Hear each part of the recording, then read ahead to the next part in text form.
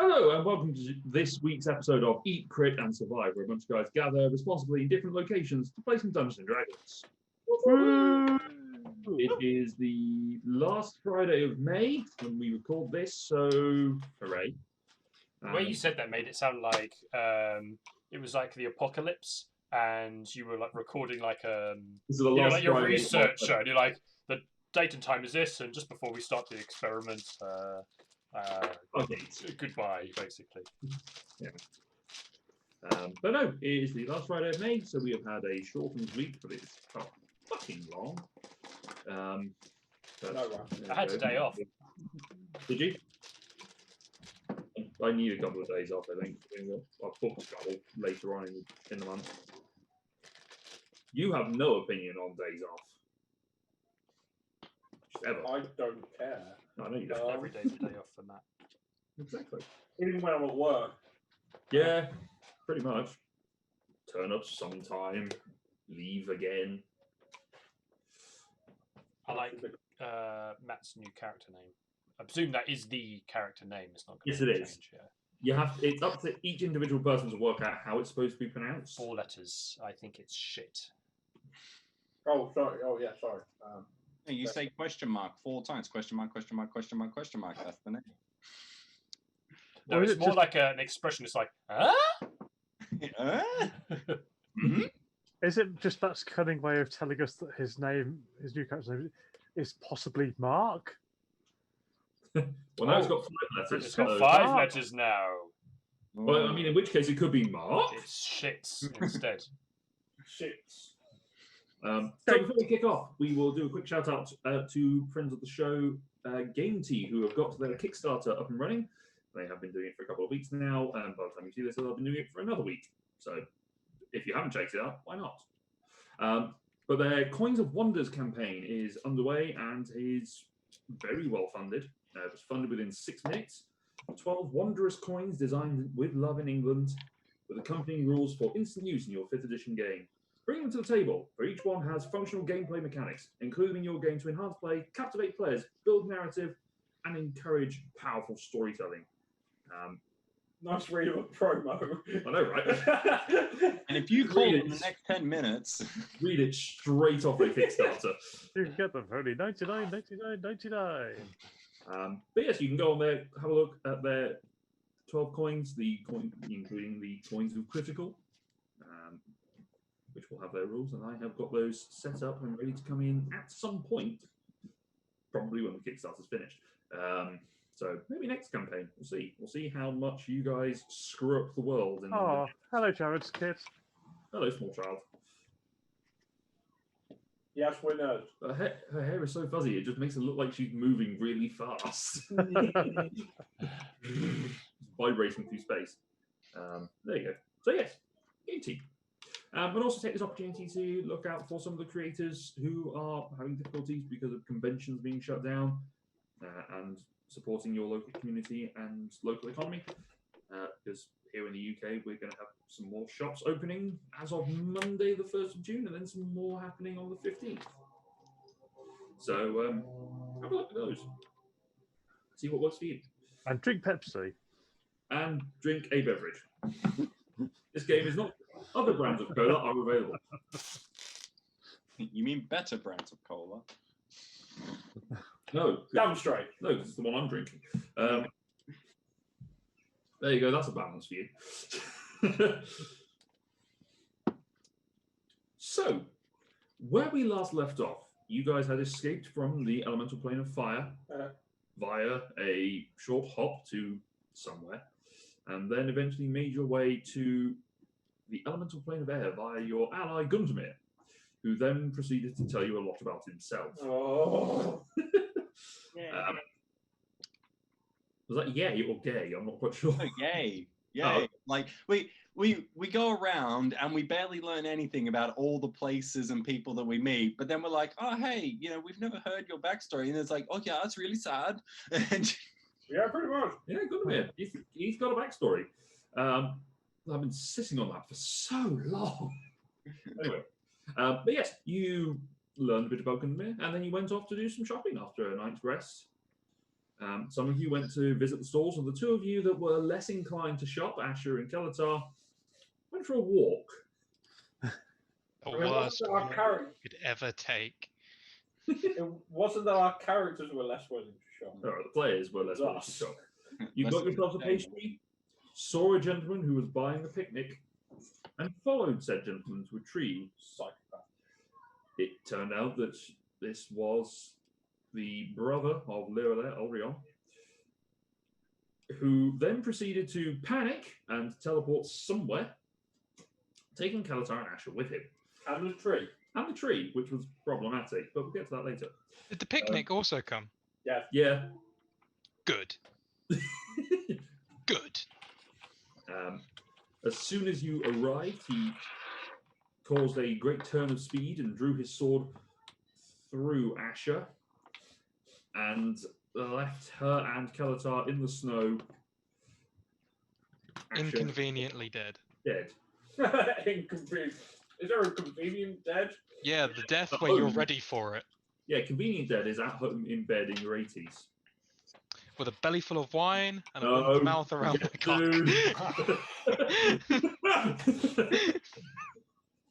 I was going to say it, and I thought, no, I won't.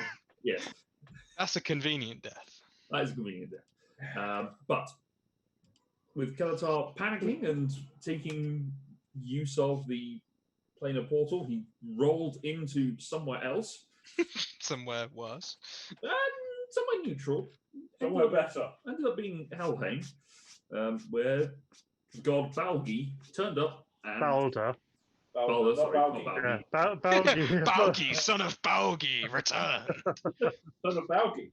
Balgi, son of God. Baldur turned up and took you to a little bit of safety, whilst everyone else heard what happened over the over the panic sending that Kelatar sent to Yeah, but Heard it on the shell phone. and you somehow managed to find him, thanks to a great deal of luck and a plane shift. Having focused on finding Kelatar and returning Asher to life using a wish, you then decided that you'd had enough of Alfheim for now, and Asher wanted to go home, making reference to a place known as Nebula. As you leapt through the portal, you appeared over Alfheim and flew down towards Van Thalda, the port city, as opposed to going to Andlang, the home built for you by the elves resides, Retail space is really expensive down there. or to Viblain, which is the capital, where you have also lodgings available. But Asher led you to an area where a damaged wooden watchtower stood at the edge of the tree line, and unbothered, Asher stepped through a tree and vanished from view as Kalatar made his leave. What are the rest of you doing? Following Asher. Yeah. Right, you pass through. Roll for initiative!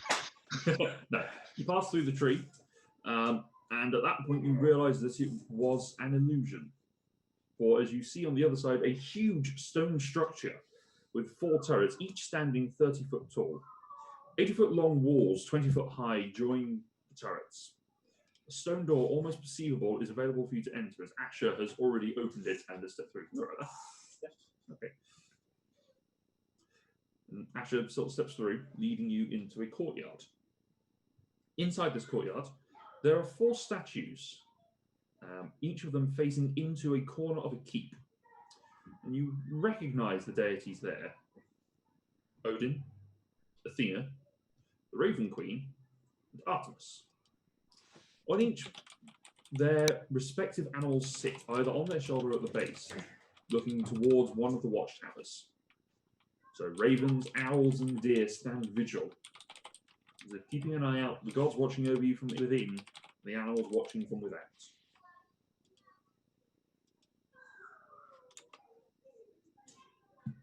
Also, the keep is available.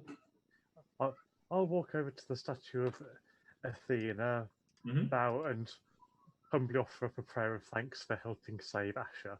Okay. Prayer is offered. I will turn to Asher and say, "Nice place you have here." Well, we had to spend some of that diamond money on something. We are considerably poorer now, but this is a little special something. It's I've hired a wizard, and we currently have him consistently casting within the keep over there to keep the illusion up, so no one can see us from the outside. And also, I got a multitude of other spells allowing. Probably Kafina should be told first. No teleportation magic in here. You will hurt yourself a lot. Thank you. Thank you. No one can scry in. No one can scry out. No interplane of travel. There's a lot of things going on in here. It's probably the safest place that we could possibly be. Wow. Lyra looks distinctly uncomfortable. Why do you look uncomfortable? Well, sort of teleporting and planar travel is most of what I do. If I can't do it here, it just makes me feel a bit helpless. Oh, I wouldn't say hopeless. I would. It's just more to stop people coming in. There are places where I can show you where you can go, and you can come and leave as you want. But the main bulk of this is as secure as I could possibly make it. And is anyone else here? No, just us, and well, come in and I'll show you. And I walk into the keep. Would you open the door? Open the door. The whole ground floor is a lavish open plan room with a table large enough to dine 50 or so people, leading out to a sort of book repository area that is somewhat lined, as well as a kitchen area off to the left-hand side, with a closed-off pantry behind it. Sat at the table is an elderly elven maid, who is just sort of snacking on some cheese and grapes, and making notes. This is the maid who you had hired, Odin Ritcast. Give him a little wave, and he has not seemingly noticed you come in. That's more than fine, you know. It's kind of his place more than what it is ours. He's here for a long time. Is everyone with me, or is it just Lyra? Is everyone else just pottering about? Maybe with you. Yeah, it would probably be up or following. Oh, well. Then I will show everyone to their rooms. Quite a large set of stairs set at the back of the building lead up towards the side, towards a secondary couple of floors. There are three doors, three rooms which have been set off on this floor, including a fourth, which is a water closet and bathroom. It's what the British people call it. Sorry? It's what the British people call it. Exactly. There are three doors up here. One which is inscribed with Cedric, one with Kafina, and one with Lyra. There. Walk through my door. You open a large oak door and you are hit with the fresh woodland smell mixed with a bit of damp and natural essence. This room is much more akin to a meadow, as a small mixture of bonsai trees and tall grass, and a small salt lake sits in the corner. The octopi. There is a wooden hut that acts as a shelter with a nest of pillows and bedding in one corner. How fucking massive is this room? How big bills. is this room? Enough. 30 feet by 30 feet? Let me just double check the dimensions of all of this. It's not quite that big. I think it's 20 by 20. But the hut itself is essentially a 4-poster bed It's like a lean-to. size, but it just looks like a hut.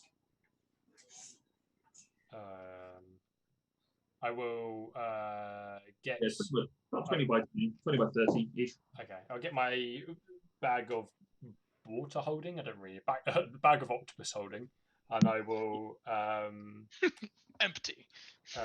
scoop in for Ken and for Not, and just look. There's even a place for you. Oh, cool.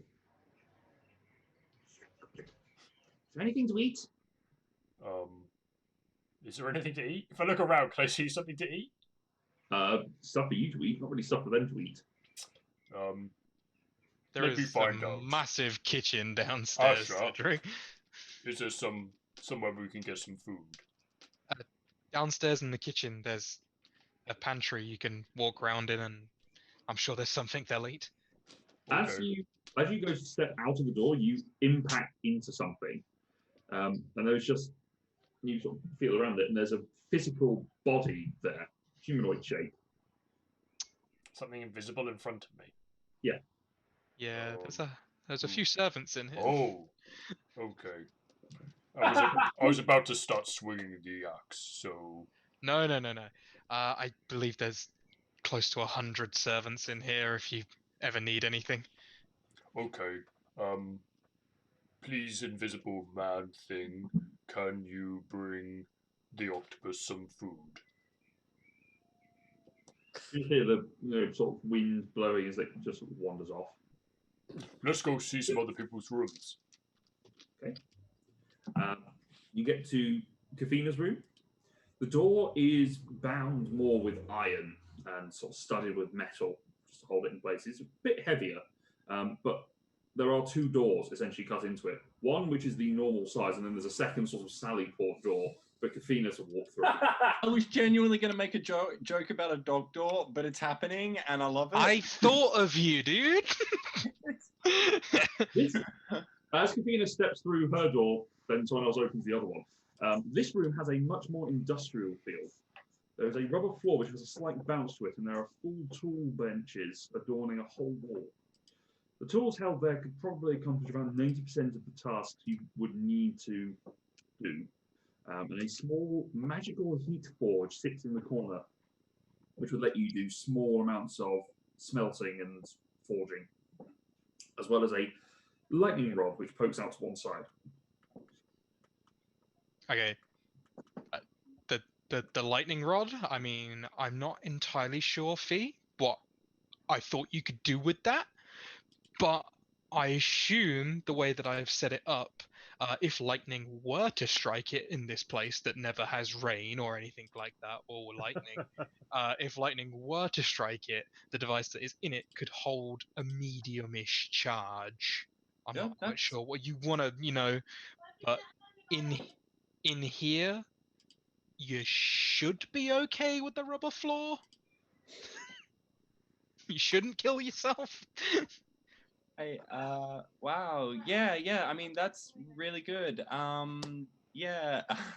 Sorry, I just have my family explode in the background. I heard. Yeah. Yeah, that's really good. That'll stop me blowing up things when the magic goes well. I mean, it's more for us than for you, but yes. Okay, good. I mean, I would usually tell people to get out of my workshop unless they're okay with being blown up. But yeah, thank you. Thank you. At least that way, if anyone walks in, I won't blow them up. Hopefully. Always safe. I mean, have fun. Thanks. Now you get to the final room, which is for Lyra. This room is split into 4, with each corner a different season, like snowfall in one, autumnal leaves just tumbling in an area, a carved tree with fresh green leaves and these sort of spring blossoms in the corner. And on the ground is a carving of Artemis, which lies within a circle touched by each of the seasons.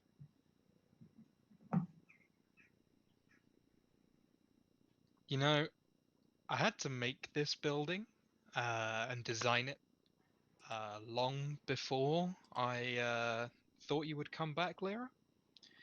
And when I thought I'd be presenting it to everyone, I thought I'd be a lot healthier and not being, today has been, whew, what a day. But I kind of always hoped you'd come back. And that's why this is a thing. And I was hoping that one day you would come back, and it happened before we even got to show it all off, so. Lyra says nothing but just hugs Asher very, very gently. Not around the neck one. You could just fall off at any moment.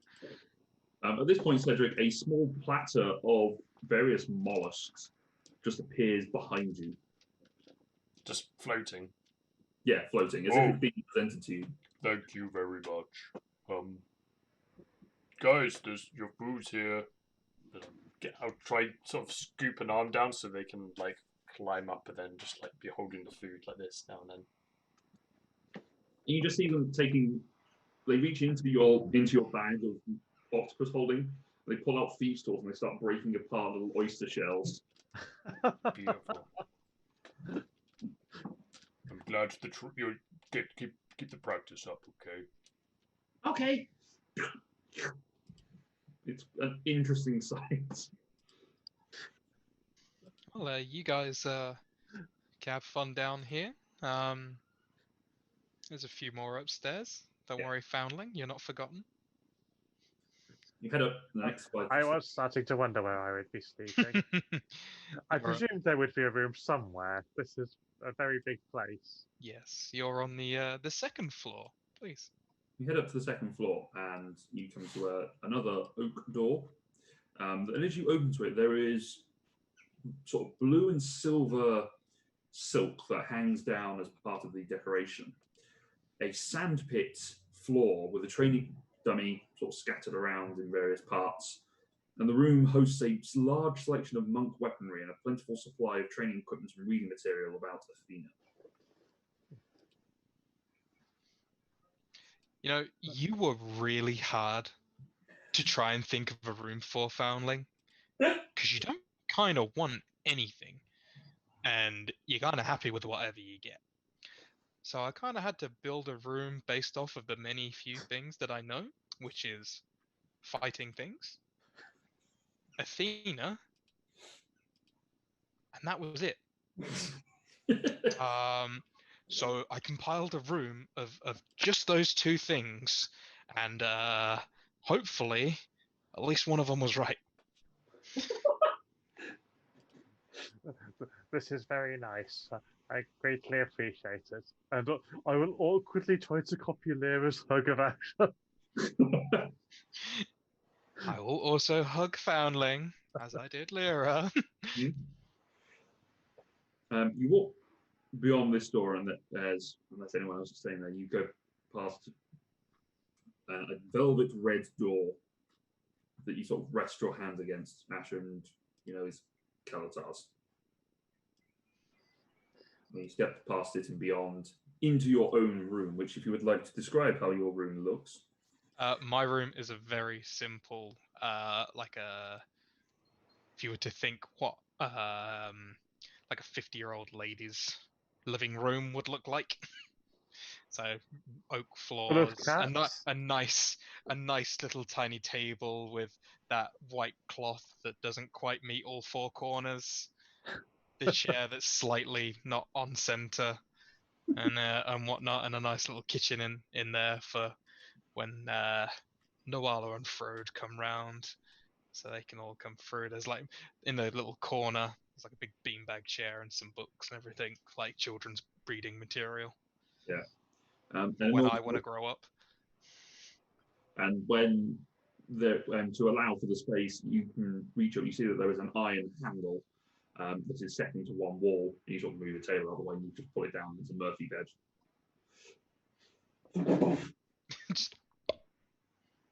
Does it hit the wall on the other side? Or? No, it's big enough.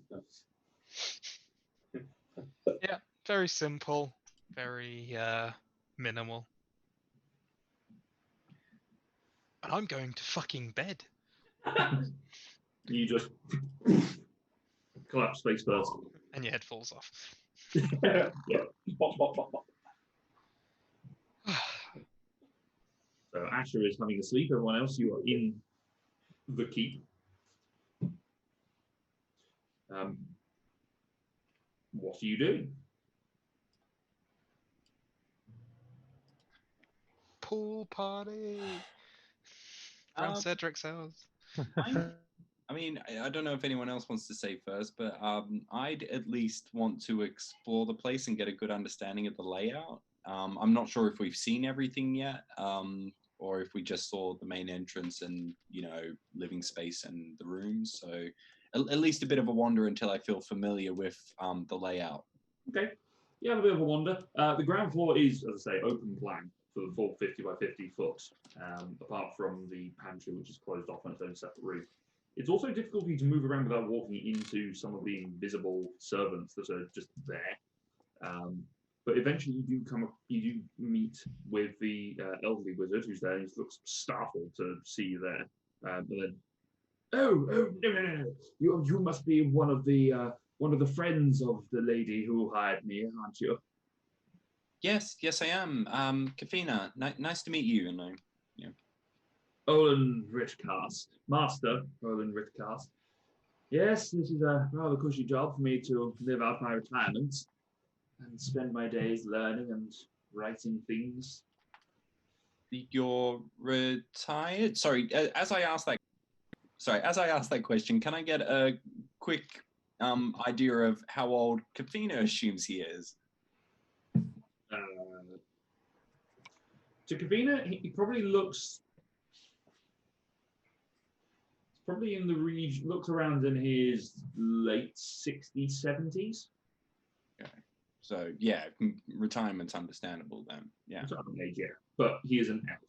So. Yeah, that's what I was thinking. It's like, honestly, you're an elf. You could, like, work for a couple hundred years, be minted, and then you'd be retiring at, like, the age of 30, like, essentially, because you just don't age that fast. Not if you were working for a couple of hundred years, would you retire at 30? Oh, okay. Sorry, I forget the scale, but yeah. Yeah, that's fine. But no, he looks like he is in his later years. What are you retired from? Oh, I taught at the university. I taught all sorts of things. Which university? One in, the cheap one. Said Alpha. Oh, okay. Sorry, has Fee heard of that? Yeah, it's where Roywin was the headmistress. Oh, okay, yep. So I immediately flashed pissed off anger on my face for a second. I'm like, oh, okay. How long has it been since you've been there?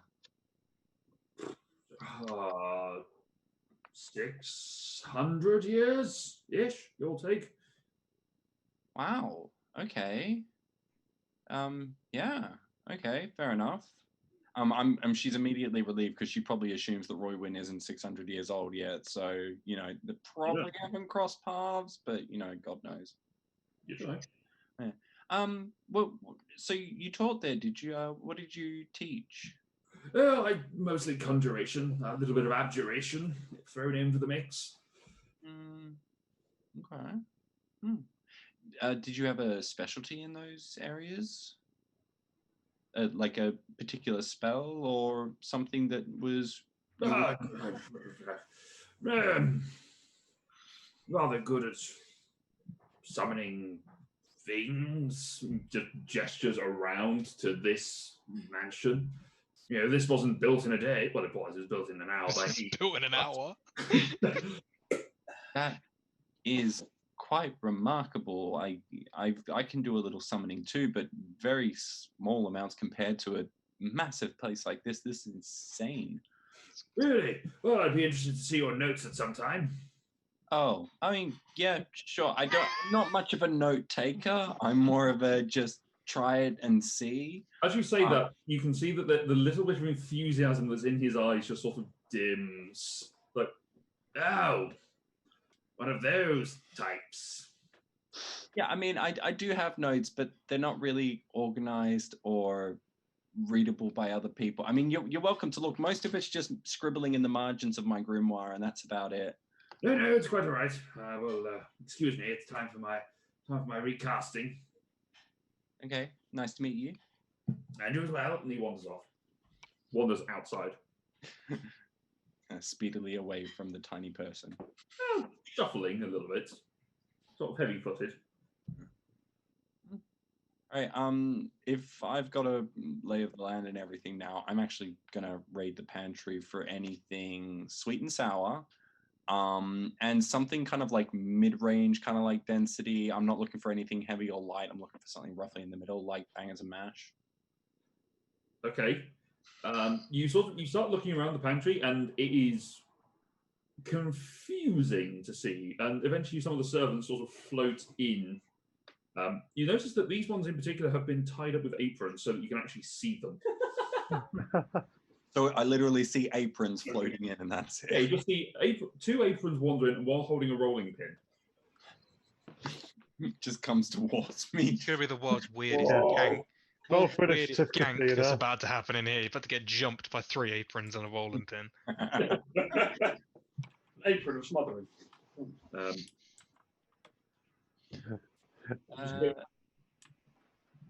You hear a voice off the side that says, "You can just ask them what you want. They'll do it." Oh, okay. Any sour sweets that you might have, and could you make me up a plate of bangers and mash? One of the aprons bobs, and then they turn away and sort of get back to start cooking. Good. All right. I'll sit there and wait for my food, and yeah. All right. About half an hour or so later, they turn up with a nice platter, basically like a ramen bowl size of potatoes and sausages, with a gravy to one side, also a sweet and sour sauce that you can put on it if you so chose, and what looks to be some sort of lime green sorbet that is just left on one side. That as you sort of tentatively take a bite of it, it is sour. Good. You bite into it, and it just. Oh yeah. Okay. Cool. Remembering that one. What is this called? And I'll like show them the dish and like curious whether or not they'll respond.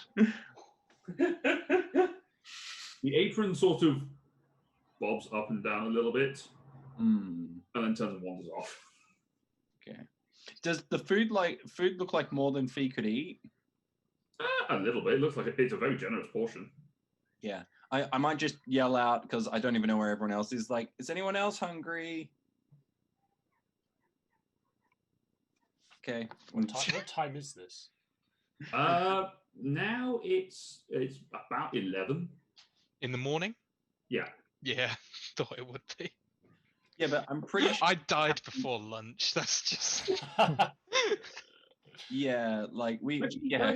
No, it would be around 12 o'clock-ish now because of the Oh, good. hour-long ritual. So, Wait, you know, I just realised something. There's a very Yeah. real potential that Asher died, and none of us ever knew about this place. Yeah, there was. yeah, yeah. That was really terrifying. That's why I was really upset.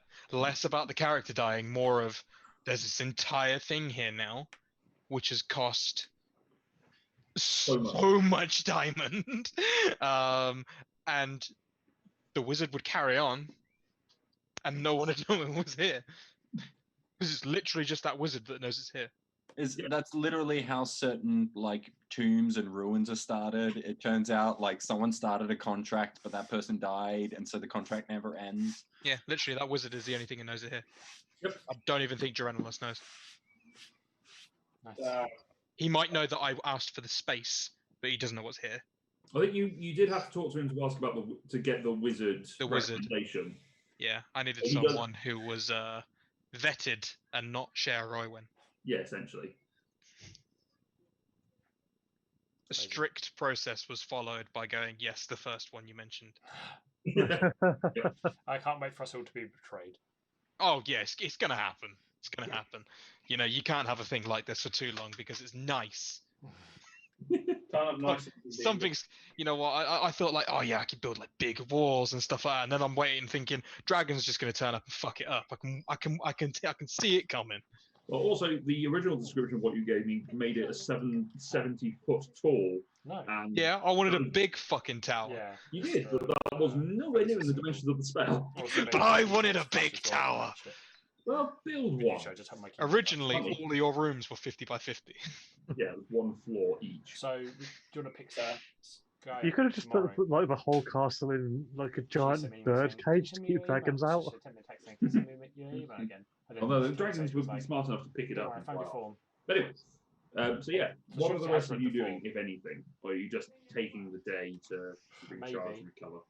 Finding my way It might through be the easier. jungle. It might be nicer to go out. Well, you're floating your way over the Yeah, jungle. bring her before. home. I think it would be better for you. I'm going to spend some time just sort of kind of meditating in She's front like, of the statue of Artemis You in can the coo her while courtyard or we're courtyard going. main room, whatever it was. Yep. You've got one in the courtyard and one in your bedroom. I'll go in the one in the courtyard. I don't know. Yep. He's always watching. Oh, that's what I need to find out. Okay. We'll spend a while doing that. It's a bit much Yeah. for me. Peaceful. So yeah, can you let me know when I've had a short rest? I mean, I couldn't even see that one. The other one's better upstairs. time is flexible at this point. You want to have had a short rest? Yes, I want to be off of 1 hit point. Oh, well, in which case, everyone else, what do you know? Unless anyone else wants to do anything, you can have had a short rest. It's just time that people are spending doing things. Is my brewing stuff here? There is an area set aside for brewing downstairs. I might spend just a bit of time brewing. There's an area of the kitchen where they have the supply for brewing. Your actual brewing supplies are in Andlang, but there is an area that is available for brewing. I would like to spend some time doing that. Alrighty. What are you brewing? I mean, what ingredients are available to me? Literally anything. There was enough food in this place to feed 100 people, I think, or 50 people. It can feed 100 people every day. A feast. So, That seems excessive. what do you want to do? I might go for. I might go for a stout. A stout? Okay. Make a. This will be a brewing tools check. I look up the. I don't know if I don't think I am. I'm not actually proficient with it, so it's probably going to be awful. This will be. Okay, but you got time and everything to Yeah. spend. You could be a master brewer. Presumably, you can get invisible servants to help you. There's enough of them. Probably. You could do it with advantage if you asked for assistance. 'Cause Oh, they would yeah, I then- mean, yes, I would probably. I'll just say proficient. Can the beer be called Shrew Brew? So, I mean, obviously, it only takes a few hours' work to actually create a stout, but it then obviously has to ferment for a few hours. Yeah. So make a. I would say this will be with your wisdom rather than intelligence. So wisdom. I would appreciate that. So Wisdom check. with advantage because I'm getting assistance. Okay. You are. Okay, here we go. Here we go. Okay, 21. Okay. You sort of spend a few hours getting the various hops and various other ingredients together for the stout, the treacle, a few other things. You set it in the large tuns and leave it to brew. I will. I will start trying to think of some good names for my stout. Okay. But it's Come back easily to enough to have made 10 gallons of stout. I hope everyone's thirsty. It'll keep. I'll say it's a stout. Yeah. Foundling, you doing anything? I guess I'm kind of meditating in my room mostly. Okay. I'll go down to the big dining room at sort of lunchtime-ish. See Okay. if anyone's around. But yeah, Apparently on the menu for today is bangers and mash with sour sorbet. fine with me. Yep. You get a slightly bigger portion than the one that Kafina has. Buttoning you up. But We could put you in an elevator. Yeah, sort of. It has been a bit stressful lately. It's nice to have a day off. Recover my tranquility and peace of mind. So by this point, Ashley, you would have completed a short rest of nap. Oh, good. No, I'll just ponder around, see what the sea is. Make sure everyone's having fun, but Yeah. controlled fun. Controlled fun. Don't want people smashing up the place. No. And You literally put stuff to stash up in my room. I did, yeah, I did. But it does replace itself. It does. Gonna go and find my big old shrine to Odin. Okay. I'm going to sit before the or you stand before the shrine of Odin, standing there holding his spear, and just looking imposingly with his two ravens snapped on his shoulders.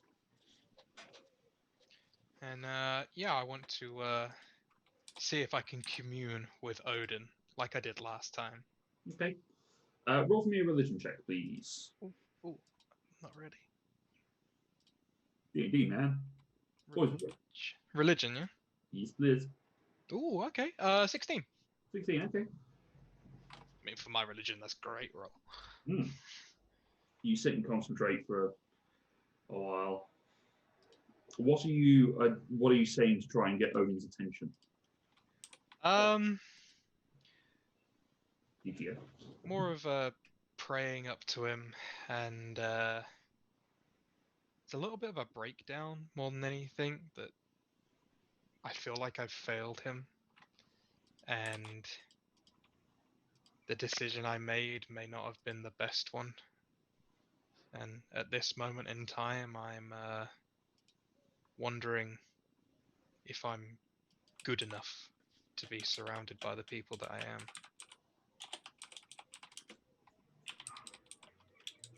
As you're sort of sat there in your meditation, passing up those thoughts, there is a. You can look up and you see the ravens that were on his shoulders, which were carved, jump down and land before you. Sort of leaning their heads forward towards you. And I want to talk to the raven then. And so I feel that there's still a large amount of deep-seated rage that I have towards certain people. Ralakor and the Walker. And that with that rage, I don't feel like I can't control it when around those sorts of people, and that sort of action is going to end up hopefully only killing me, but it could harm the people who I seek to protect, and I can't really go on being that way, and I'm not entirely sure how to go about ridding myself of that. One of the ravens hops close to you, the other shot following behind. They jump and land on your hands, and with the content, your mind suddenly flashes. You find yourself moving a kaleidoscope of colours passing through your eyes. You blink. Did you recognize this place? Thousands of golden shields dawning as a dome over the top of the Hall of Valhalla. You can see out, so you recognize the site from when you were here with Odin last. Top of Asgard. The true Asgard, not the one in... Not thick. Not the one in Jorvik. Not the tourist trap. No, exactly. The bridge you must see.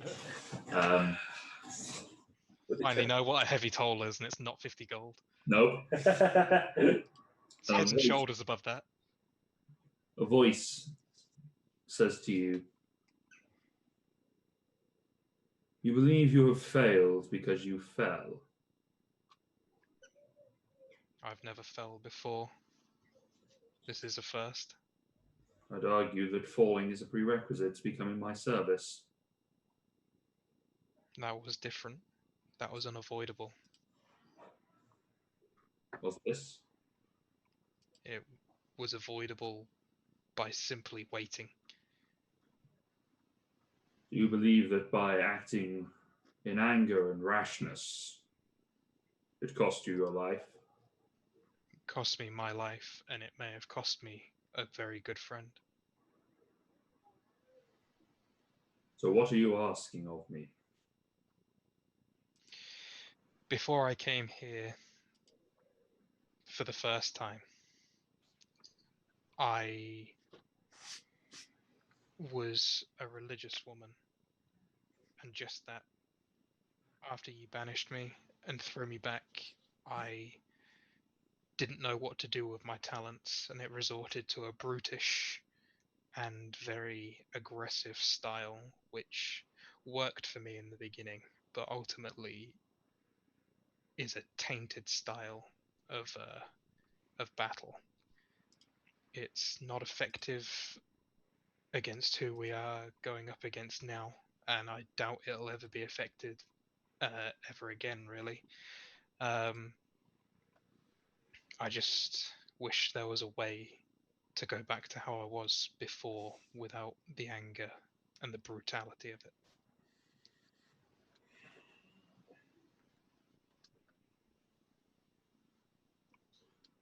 The hand rests on your shoulder, and when you look, there is no one there, but you feel the weight of a gauntleted hand just resting upon your shoulder.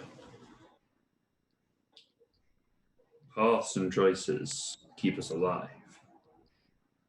You chose to go a certain way. You followed your instincts.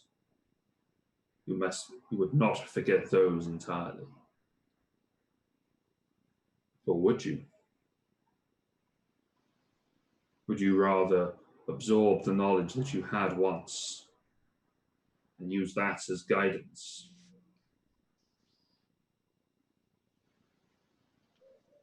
Or would you retain some of your instincts? I would retain some, but not all.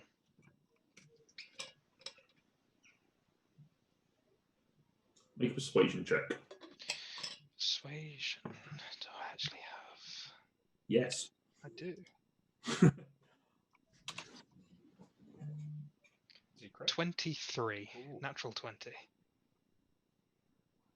That's all?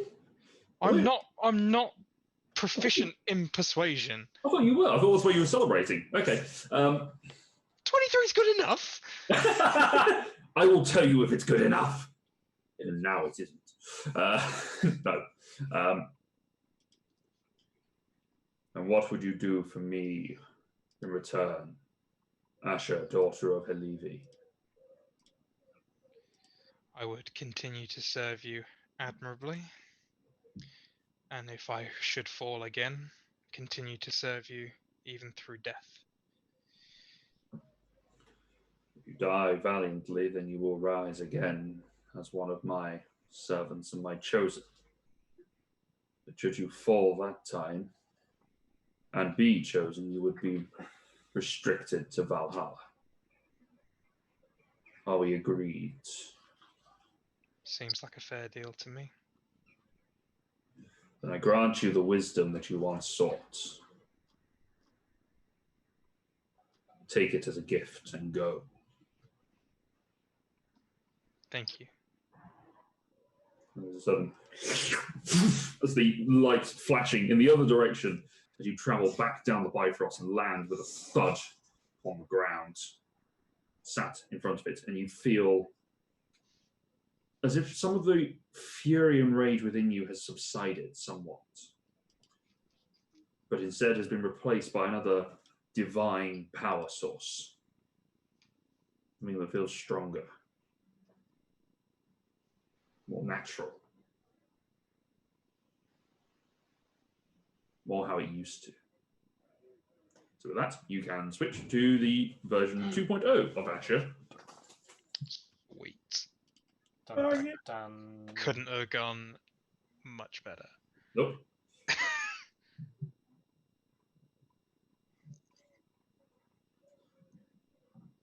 Oh, sweet.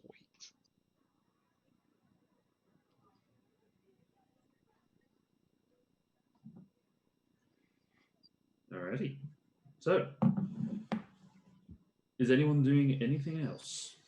Are you, for example, retuning to your various items that Cedric has in his room now? I will do now, yes. So, retune to Shatterfang and... Are you feeling better, Asher? Yes. I feel reborn. That's an interesting phrase. I always think that it's good for people to get as many chances as they need. I feel like our chances are running very thin. I thank you for doing what you did back there. It couldn't have been easy for you to have thought clearly at that moment in time. Well, I have, I've been around death quite a lot, I think. So, so have I, and even still, it can still shake people.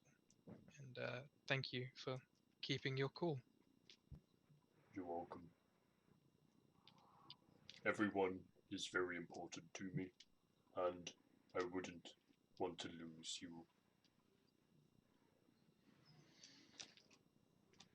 Well, it's good to have the whole gang back together, Well, even if we are missing one. we need to fix that. He said he'd be back. He said he'd be back. Are you concerned about the relationship he has with that dragon? I'm certainly not sold on the fact that it is solely to benefit us. What do you think he wants to get out of it? The dragon, that is. Well, having hold of Kelatar means he has a hold on the majority of us. I, for one, wouldn't let him go anywhere alone, which gives him a very powerful group to send and do whatever he wants. And we don't know what he can do to Kelatar even from a distance. Do you think he would be safe in here? I think if he stepped foot in here, that dragon would have a very difficult time keeping tabs on him. Do we always have a backup option then? Well, to bring him in here may piss the dragon off, and Belgabad, well, I look at the 30-foot high walls. He flies. There are ways to stop things flying. Yes, many, many arrows and many, many swords. But no, I doubt that they'll come to those things. I'm sure Kelatar will be sensible with his new gift. And hopefully it can be You're not there. equal opportunities for both parties.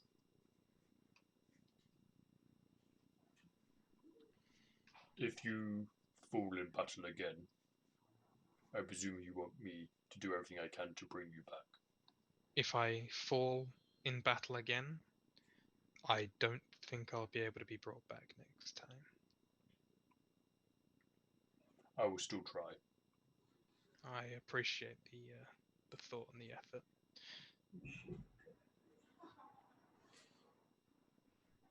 Shall we go find everyone else and have some lunch? Yes, I feel like we should. You've had this conversation in full view of everyone because you're just in the kitchen. Yeah, and we haven't you gone couldn't anywhere. plan living. I didn't know whether it was specifically because you went to go get the stuff from my room, so I was kind of on the way in or out of my room was where my brain had gone. But I don't mind either way. Yeah, but everyone is in positions of, well, those that have come down for food have come down for food. What is being presented to us, food-wise?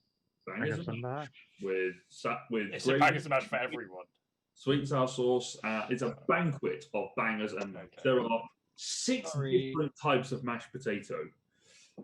There's just plain old buttery mash. There is red onion mash, I like potatoes, so cheesy mash, sweet potato. And It's then just like when we had that magic caravan thing and it got stuck on burrito.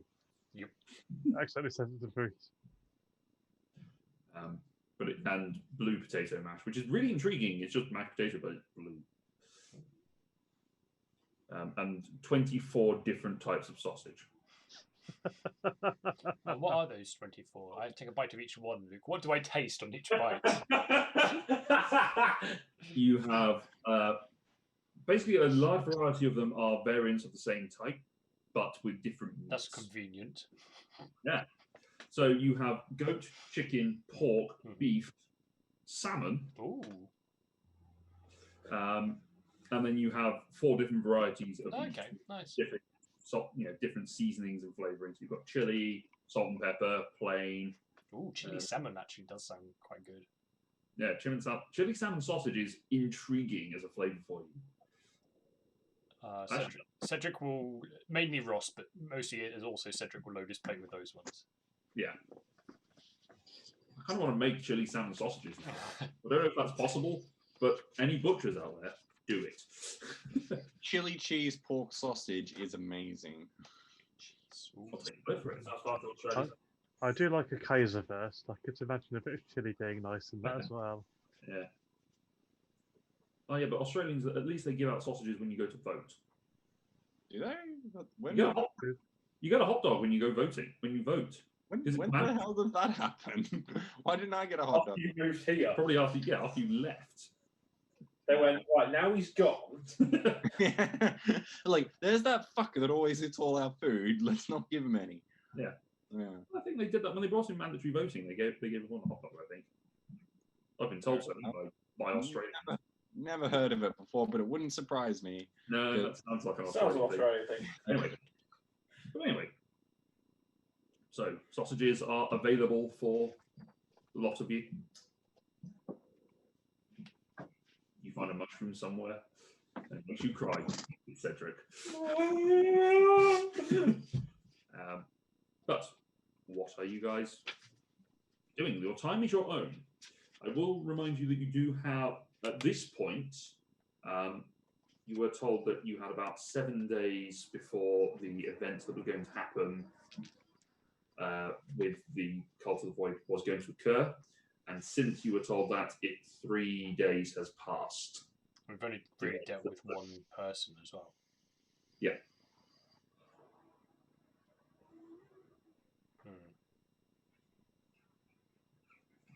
Is Asher like fully restored, so no negative effects now? It's like a complete. No, that's a 4 long rest. Okay, that's still okay. I didn't know whether the No. I wish. level adjustment fixed it. No. Okay. Okay, so I guess I'll start the conversation, but I'm not usually the one who makes the plan. But what do we do now? We've still got a very big cult problem, and should we just be picking off some of the weaker ones we can whilst we can, and hopefully that disrupts enough, or should we go for a big bang and try to take out someone important? Obviously, trying to disrupting the messenger didn't really work. I think you had a Sorry, what's this? You can go. No, after you.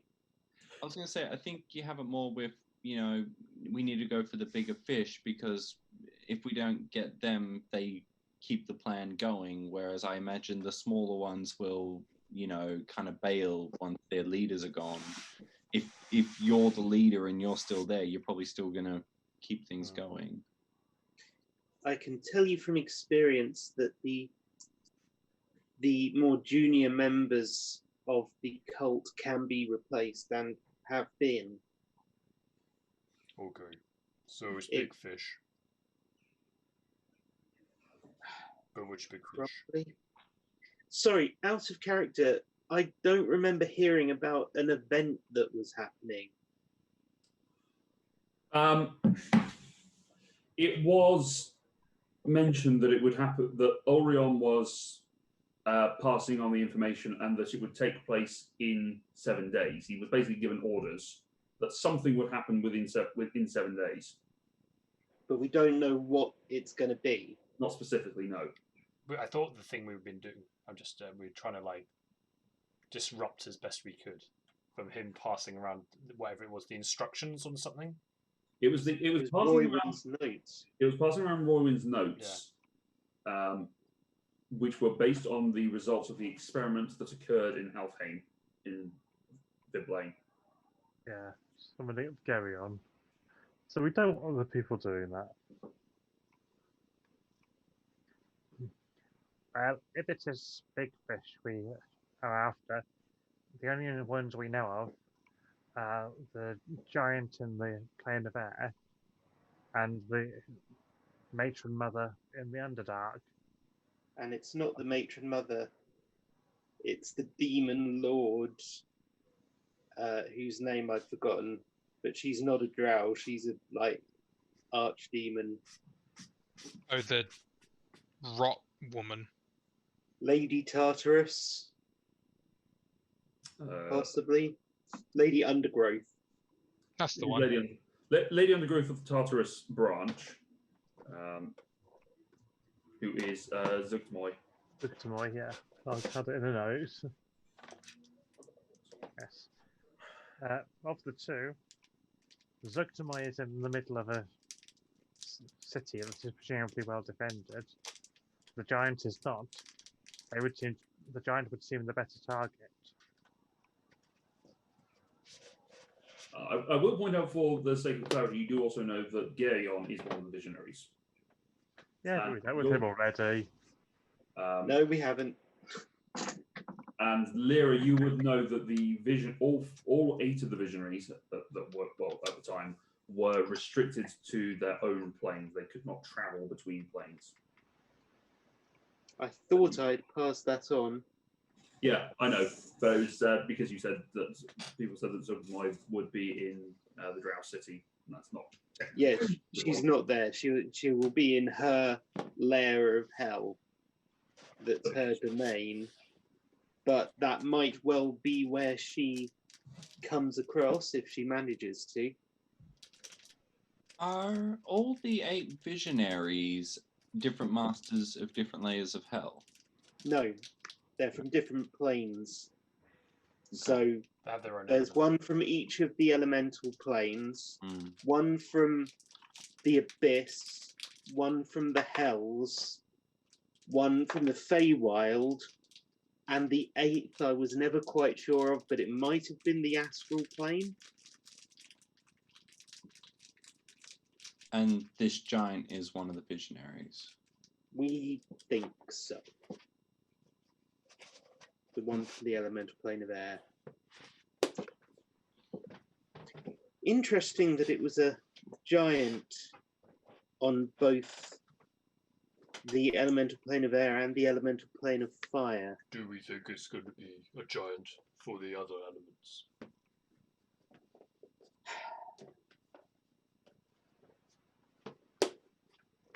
I don't think we should set on that to the exclusion of all else.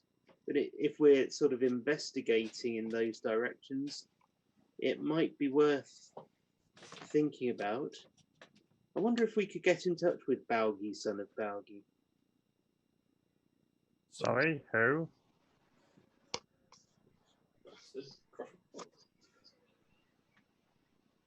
Foundling doesn't know. This was pre-Foundling. Yeah. I know, sorry, I thought someone else spoke. Yeah, me. I said Yeah, even Matt back. was. My foot. Matt, be quiet. You're not here. Sorry. You made your choices. Now you sit in that.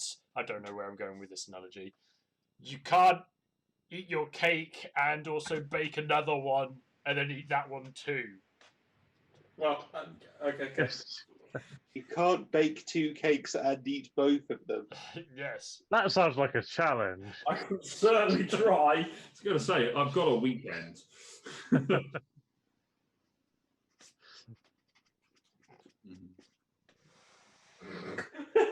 Anyway, You think about what you've done, Matt. I will. question mark isolation. What are your thoughts on this, Asher? I'm not really in the greatest of shape at the moment. Which is why I But- always talk about going for the smaller fish. But I don't think that'll be too much of a problem, even up against, say, a storm giant. I mean, I understand we could go there ourselves, but considering the shape Ash is in, maybe rather than trying to get these people ourselves, we might be worthwhile trying to set other people on them. I mean, I wouldn't willingly send anyone towards them. yeah. To send another team into what just eliminated me in a matter of seconds, that would be very cruel. Mm. It'd probably also be difficult to find anyone. Around here, they're still rebuilding after the invasion of Geryon. I don't think they would. The Legion of defense. Storms would always be our first port of call, but even I doubt they could be. They're not really capable of doing what we're doing.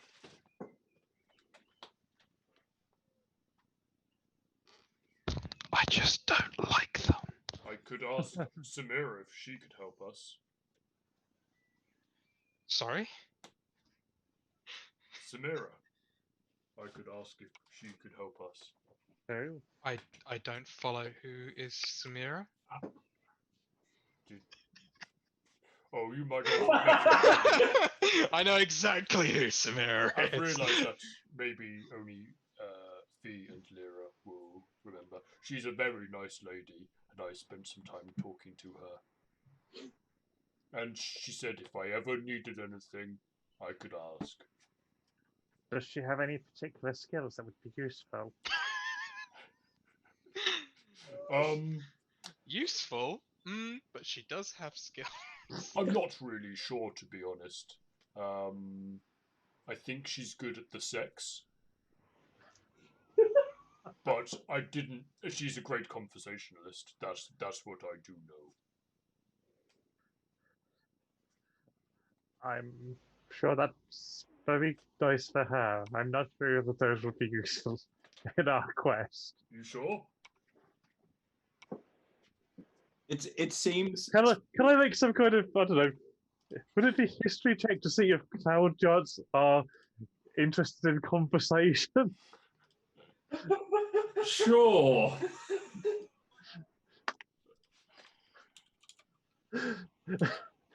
History, you say? Well, you said it, but yes. Well, if you've got another stat, it's a 19 on the die, so for history that gives me Yeah, 20. sure, history for knowledge of cloud giants. 20. Cloud giants do like a conversation. Perhaps not to the exclusion of all else, but they do like a conversation. you know what a lot of people like? Sex. Maybe. I'm just saying that there's a favour I've not called on yet. I mean, I'm genuinely We're like talking about allies. you think it's absurd at first, but think of all of the diabolical plots that have happened in the past and where sex has been used as a weapon. Like that, it could be an angle. This could be a thing. I'm thinking we turn her into an octopus, and then she has more limbs, which is, I think, a good thing. Some people like the tentacles. I don't know. I'm just saying that there are some options there. Offering up a prostitute is basically hentai. And we know what Ross is into. Why do you think he's carrying around a pair Yeah. of octopi? How do I do this? Anyway, As I recall, cloud giants do enjoy a good conversation, so it may be worthwhile asking for her assistance. I don't know. I'm just saying. People were mentioning allies. I just thought I'd throw it out there. Most people weren't aware that that's a resource we can call upon. You would also know, Foundling, that cloud giants. Is it cloud giants you would be wanting to know about, or storm giants? Isn't it a cloud giant? We thought the As a storm giant. storm giants. Well, Okay, I will flip to the storm giant Hmm. page then.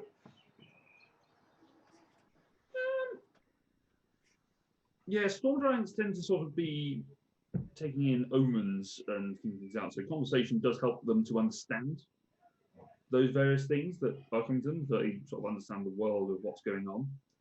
I mean, they all have their own personal interests, but a conversation to pass time is useful. They sometimes want things, so conversation is not a bad thing.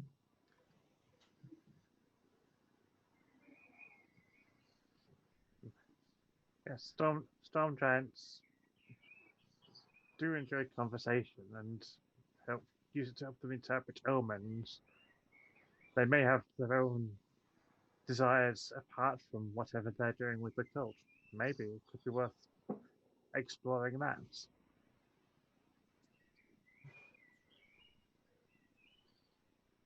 Someone else would be better off doing that, though.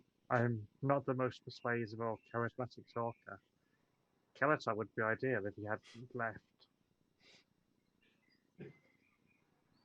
Yes, it's coming up quite a lot. I can speak giant, but I'm not the most persuasive. I can't speak giant, but I feel I can be quite persuasive towards him. With a medium of interpretive dance. If you tell me what to say, then I can say it. Seems I very can't see fair. how that could ever go wrong. Well, if it does go wrong, we'll just end up in a fight, which is what we were originally planning anyway. Are there things... So, are we going for this giant then? Is he the next target? I think that's the best option. It's a visionary we know of, and it needs to be stopped. We don't have much time. We can get... Gundamir can get us there. Would you at least like a full night's rest first, Asher? I'm definitely not going to go and fight a storm giant right now. But I need to go and speak to Duranalis. may I accompany you? There's I need to mean, go, no, sure, need to- anyone. need to go and see a. Shall we a all go dwarf. together? Yes. I mean, if we're going to do that, we might be able to ask Gundamir to turn us into clouds, and we could travel very quickly. For the record, Gundamir is not available to you today because you've already you've already summoned him when you were in Helheim. Yeah, it's a bit confusing on Right. on the time. But you do still have Windwalk cast on you. For another And when 6 hours or Gundamir so. takes you through, you've got you got another 6 hours or so before it wears off. There's also the Hours. option of teleportation circle. There's- Yeah. But you then It's couldn't. behind you. Does this place have a teleportation circle? I know we said no teleporting or... No, this place does not have a teleportation circle. Yes. Takes a year to set up. Takes a year to create one, so Yeah. Would considering the teleportation blockage though, would it need to be placed outside? it would be. Yeah.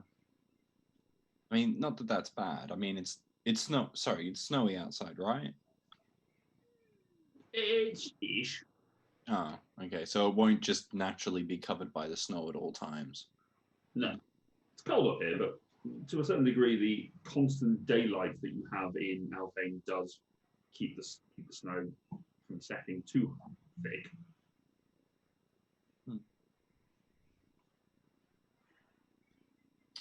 Yes. We could also see if journalist has heard anything that may be useful to us. Maybe he knows where he's heard something about other visionaries. Let's go We and should see a certainly, journalist. I'm going to quickly use this time to put my armor back on so I don't look so weak and fragile. Okay. You still look a little bit gaunt in the face, but Yeah, that's why I say I have a full face helmet. yeah. It's fine. All right. There's also the possibility of going after Roywyn. I know we don't know where she is, but I did just successfully use divination to figure out where Asher and Kelatar went off to all of a sudden. Could possibly pinpoint her to a plane, although I guess that's still a little wide. You know, we knew that people were on a certain plane before, and it doesn't make it easy to find them. So Wherever Roywyn is, she won't be a threat for a very long time, I feel. With her original state cleaved in two, and some very, very powerful items stripped from her, which are still in our possession, I feel like she will at least take some time to recover from that. I don't know. It just kind of bugs me because she's basically the one with her finger in all the pies. I feel like her and. Well, she was successful. Yeah, but like her and Oriel are the ones that seem to have the most connection to the most people. It almost feels like they're more the key players. But I mean, it's just. I mean, she's only the key player because her research notes prove that whatever they want to do can be done. That's the only reason she's so successful. If we'd have stopped her when she was in that ice tulip, then she would be no one. They wouldn't care. If the research that she did here when she was summoning Gaeon is basically a prototype for what their real design is, then would the best thing, rather than finding any one particular person, be to find what will in the next situation be the towers that we were trying to destroy in time? I mean, the towers were in to stop us from getting back in. That was specifically to stop the Valkyrie and the Ineris just walking in here and trouncing them. Yeah, but it made that platform for the summoning circle. Gaeon made that platform. Oh, okay.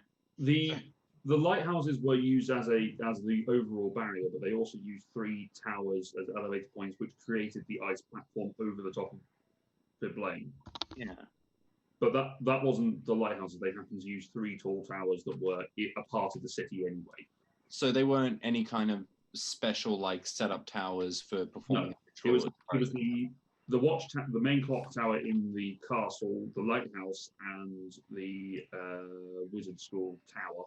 Okay, but part of me was just thinking they might need to set a situation like that up again, and if we figured out where it was, we could at least destroy one of the places they needed. But yeah, I'm out of ideas.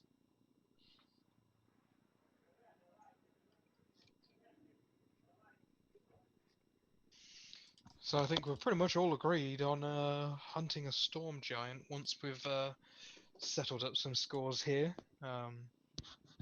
Great place to armor up and prepare for it, at least. Okay. So with that, you shift back into wind form. Thank you. That's how we do it. We sneeze, holding our nose, and turn back into a cloud. And equalize. You sneeze for a minute continuously and transform back into your wind form and fly over to the Blaine. But of course, I'm going to go again. As you are preparing to go, your wizardy friend Olin does say, let the king know you're on your way, shall I? Thank you very much. We shall be very fast. As you turn to cloud and vanish, you fly over the city, or you fly towards the city, and then you have to stop and land and walk through the barrier, because it still prevents magical travel. The secondary internal barrier that covers the capital, but you're allowed to pass through. relatively unimpeded, and then carry on towards the castle. Upon announcing yourself, the guards lead you through to the royal chamber, where Duralis is just as he is walking into the room himself. Sort of, looks like he's getting sort of dressed into his more formal attire. It looks like he's been either resting or doing something completely unrelated. Wasn't expecting to have kingly duties today, but now he's going to have to do it. But you can see that he looks somewhat more stressed than the last time that you saw him. He goes, forgive me, I wasn't expecting visitors quite so soon, but obviously you are welcome anytime. What can I do for you? First of all, Drenolus, Lyra. Yes, we are acquainted. Oh, just saying. Yeah, she's back on board. I'm going to go and see a dwarf. I'm just going to go and see a dwarf. Oh, right. You wander off. Bye. You just wander off and disappear. Right. That's the last time I ever try and play that game again. Please excuse Asha. She is somewhat out of sorts as she recently died and was resurrected. Died and was resurrected today. Ah, it sounds like your adventures have been a little bit more arduous than what I've had to deal with. Possibly. What have you had to deal with? Well, I've been overseeing the reconstruction with the Master Builder, and it usually means getting involved with the dwarves to help with the construction. And on top of that, I'm advising Asgard with the defense of the country should another attack from the cult happen. We've been speaking to Nordak, Brother Sharp, about that information you found from the jungle of Rancor, was it? Yes. We have our suspicions that they attacked here, partly because of a cause of distraction and weaken our forces, so we wouldn't be able to go and aid, but it would allow the cult to test out their theory before they put into practice what they want to do down in Fiaros. And that's indeed what they want to do. You seem to suggest that they're looking at Abelos, I believe. Yes, we have had information that leads us to that conclusion. Still, these things are minor trifles to being dead. Still, what can I do for you? We were wondering if you had heard any new information or reached any new conclusions on this matter. Yes, we have had some new information. Come with me. We need to go somewhere a little bit more secure. We lead you through some of the passageways into a sort of small 30 by 30 room with no windows. Remarkably similar to the sort of morgue and crypt area where you had come across the dead body of his father or uncle.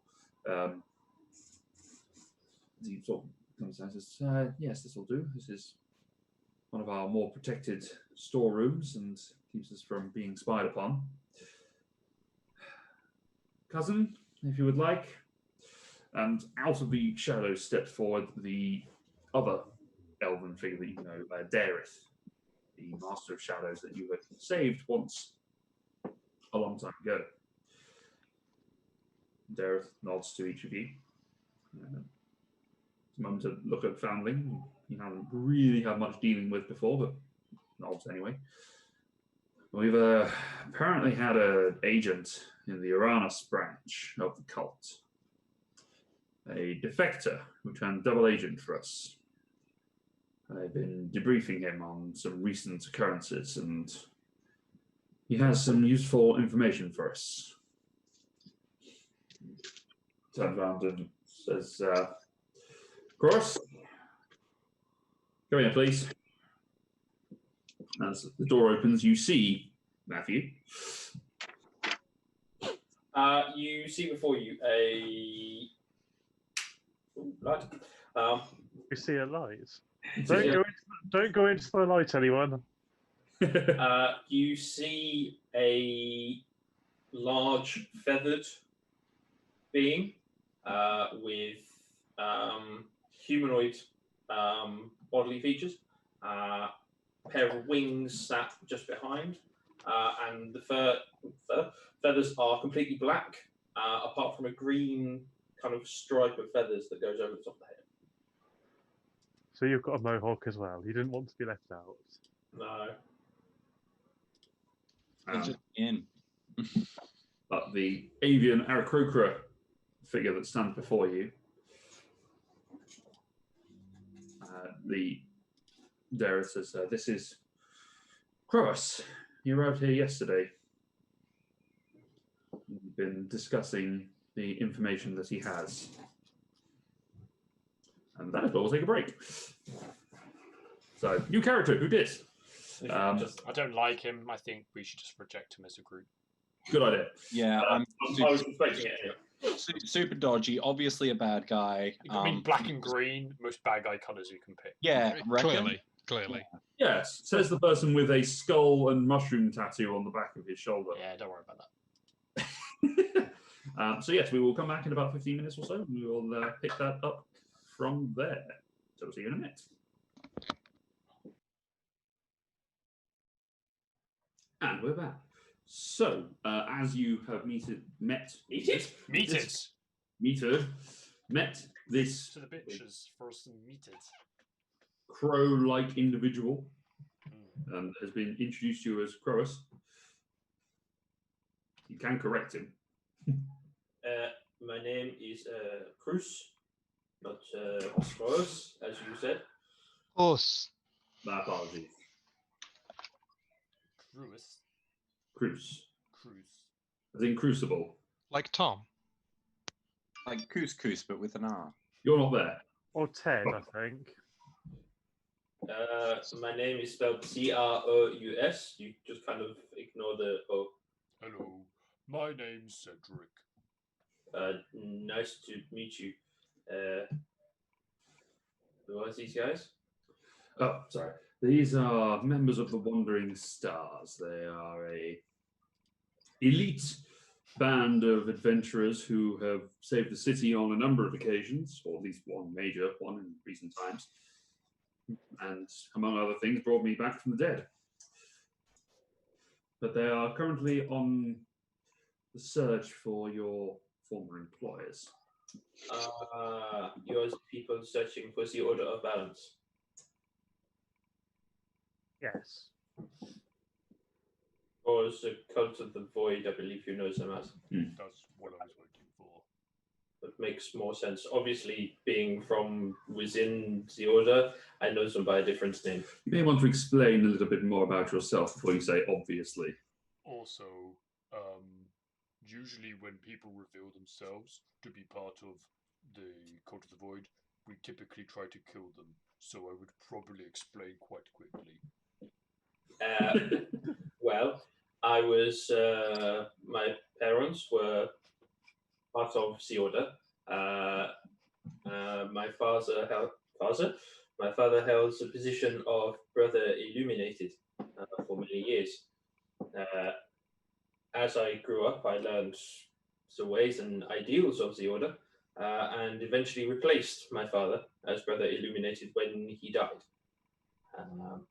As I grew in my position, I learned more knowledge, more ideals, more ideas. I eventually found myself as a kind of a crossroads of wanting to either continue down the path that I was on or step away slightly, not feeling happy with the position. I took the latter option and found myself here. I spoke with Dareth, and he convinced me that it would be good if I were to act as a double agent, I think he put it. It's a slightly different phrase in my language, but I was able to learn What it. is it in your language? It's far too horrendous for your ears to listen to. What language is that? Where are you from? Traditionally, I am from the elemental plane of air.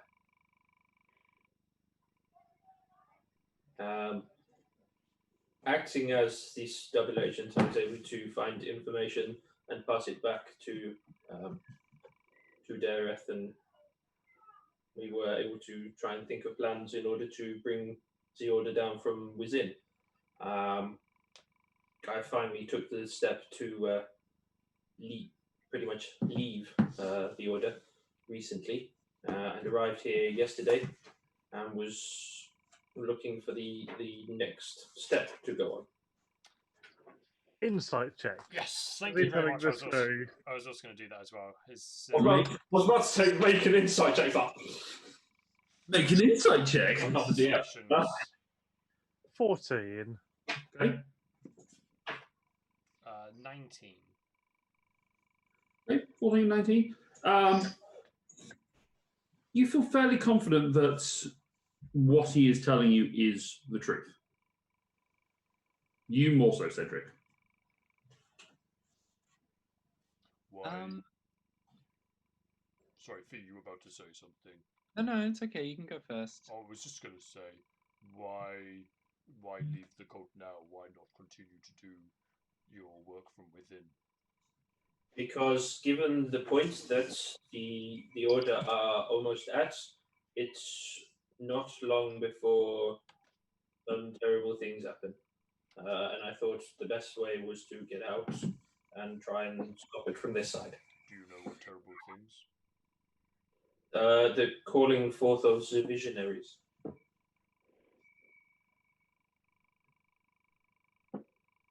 Fee, did you want to ask your question? Actually, Foundling can go because I basically had the same question as you. So Presumably, you have some information that could help us disrupt the Order's plans. I have a certain amount, yes. Kind of depends what sort of information you're hoping to find. At which point, Duran says, "Oh, why didn't you tell us what you know about the visionaries and being brought forth, and we can see if it's anything we can act upon." How much do you know already about the order? On the main bit. But, a fair amount. We know about their goals and their formation, their mythology. So you know about the gods kind of Yes. smashing everything together and things created. Yes, among those things. Well, at the point when all this happened, it's created everything we know today. Since then, things have happened, including elders calling or remembering the prophecies that were made many, many moons ago, saying that things would happen at a time of catastrophe.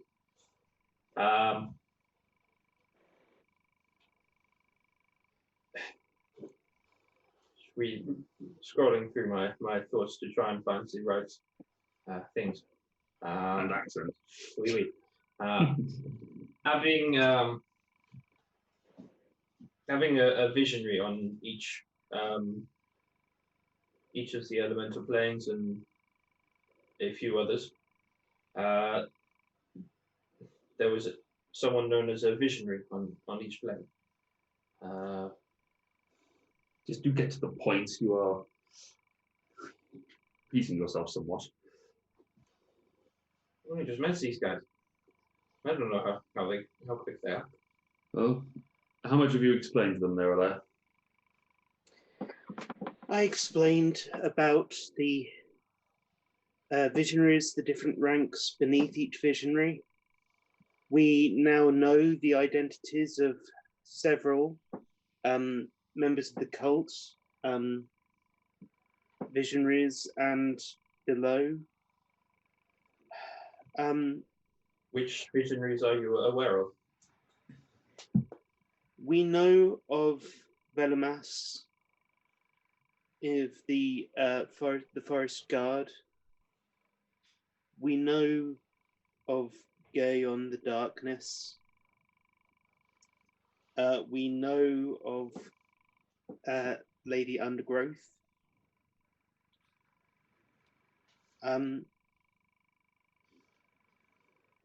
Probably our biggest piece of news is that we were recently in the elemental plane of fire, where we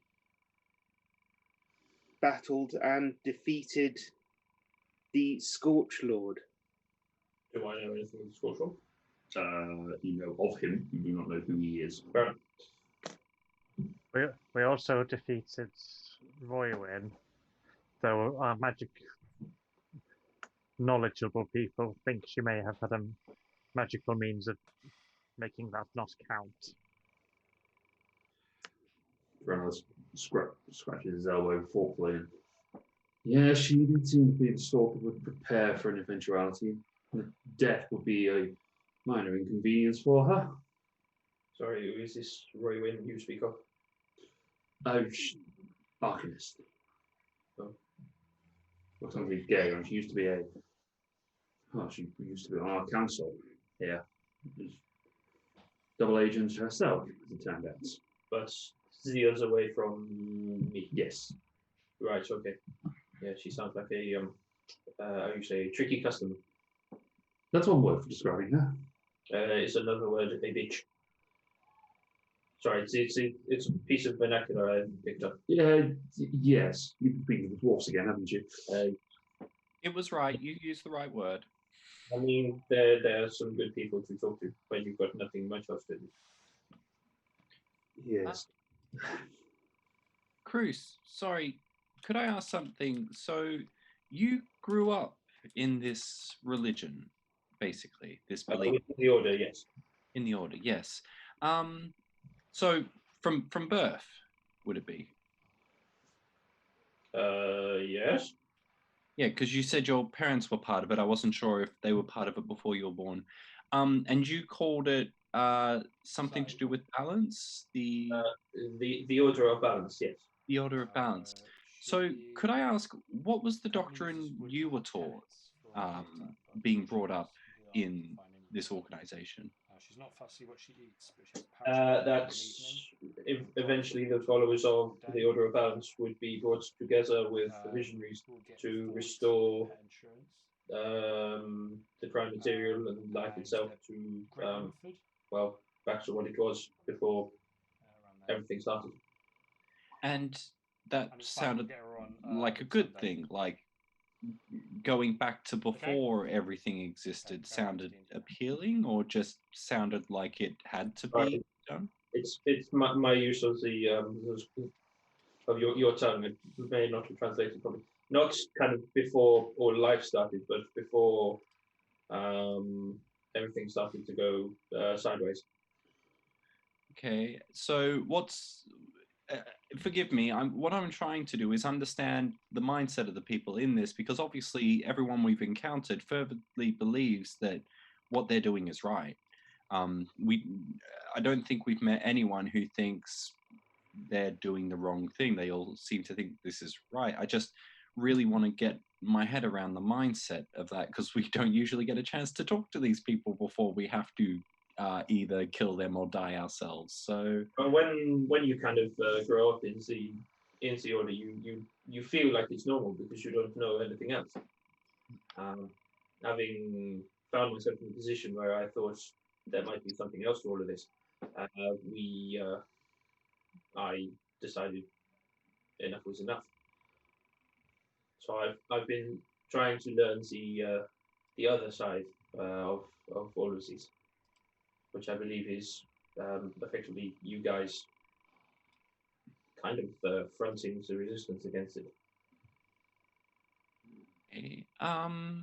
What would you say? So that was the kicker then, seeing that there were people fighting back against your No, belief system?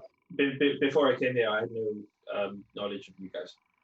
It was only when I came here and spoke to Dareth that he had told him. He has been working for us for about a year now, gathering information and passing it on. Yeah, you were saying about being sad about what was happening and what you believe was to come. So what if you can think back to that time when you went from being full-hearted into this belief and then starting to question it, could you maybe pinpoint what you believe was the catalyst for that change of opinion or that broadening of perspective? Sorry, please, what is foolhardy? Sorry, what is what? What is foolhardy? The phrase you said. Full-hearted? Just when you started feeling less than positive. You said that I'd been foolharded into this information. I wasn't quite sure what that meant. I don't think I said that. Full-hearted? Did I say those words? That was what came out of your small mouth. Okay, sorry. I must have misspoke. I'm not very good with phrases either. Well, I grew up with it, so it was what I believe. It was. I'm not. I think. I think it was. I was on a kind of. I was trying to find a bit of information, and I did discover that there had been destruction of life on the material plane, which I didn't fully agree was the way to kind of find the right balance. I thought there were possibly better ways of doing it. When I discovered that this was basically the Order's plan, was basically just to kind of kill everyone and start again, I didn't think that was the necessarily best way to find balance. Do you believe there are other people in the organization who know the plan as what you found out to basically be a destroy everything, reset, and are happy with that plan? They think that's a great idea. Do you think there's a good percentage of the cult that feels that way, that it wasn't raised like you, so they weren't brought up in the guise, they just know what the end goal is and totally agree with it? Would you say there's a large amount of that, or would you say most of the people have no idea what the true intentions are? I honestly have no idea. The structure of the cult seems to be such a way that each cell activates individually, from my understanding. Very little crossover as much as possible. We kind of keep ourselves. Someone had, Derek, you mentioned to me that there was a kind of a map of the organization that someone had seen. Yes, we have been keeping track of it, of various members and who works under whom. Basically, it's exactly as it seems. Every single branch of the Order literally keeps themselves to themselves, and only the people right at the top kind of discuss more widely with other people. To the best of our knowledge, the visionaries have never met. That is my belief as well. Just these voices between that have acted as a literal go-between, or perhaps Brother Walker that you have identified. It's one who has travelled between the planes and spoken to each of them, and is continuing to do so.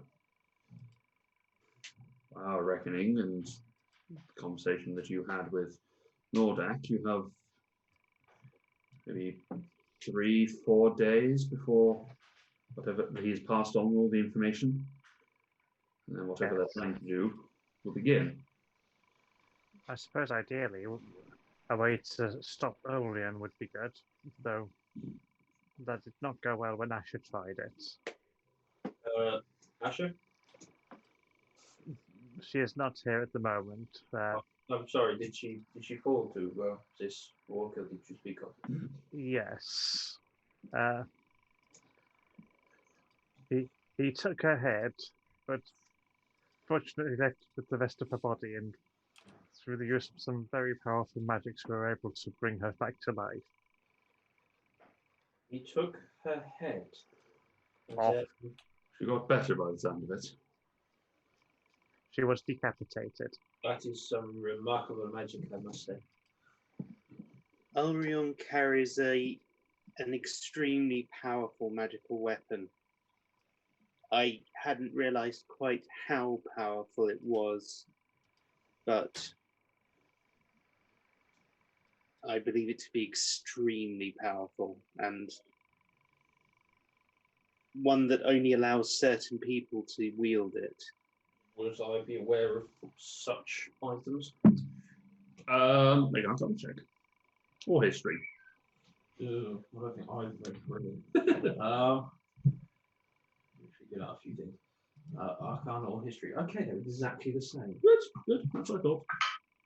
Ooh, 15. Okay. There are powerful weapons. Cool. Thanks. Thanks. No, that's fine.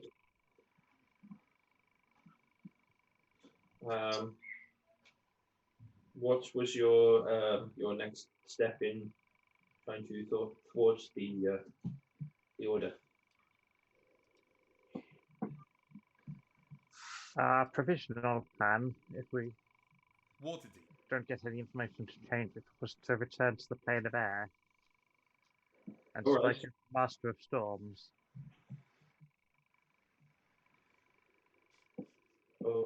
Okay.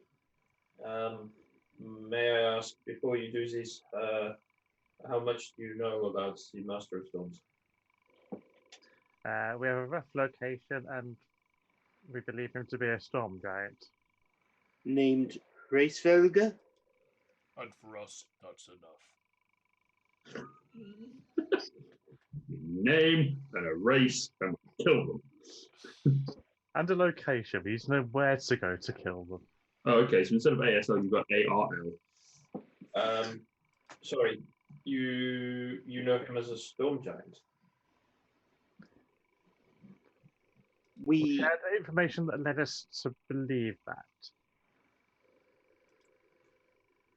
Right. Okay. Do you have other information? My understanding is that he is a lot bigger than a storm giant. What is he? Do I know exactly what he is? Only that he seems to be his own class of giant. He's a very specific form of giant that is somewhat bigger than those that you probably know more already. A real titan, if you like. Damn it, I was wanting to say that, and I was like, no, that's just going to piss off Luke, and then Luke said it, so... Alright, but it's all right, Pete. Yeah. So we have to go and launch some sort of attack on Titan? No, we just have to have a clash. No, you need another one for that. Oh, yeah, sorry.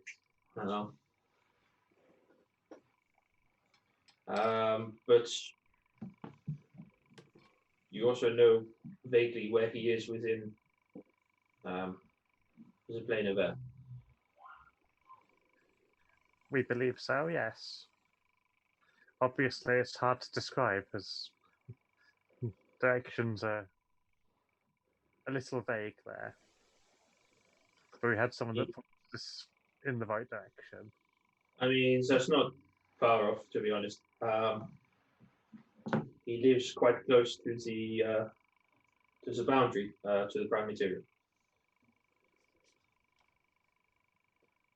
Some might say north of the airplane.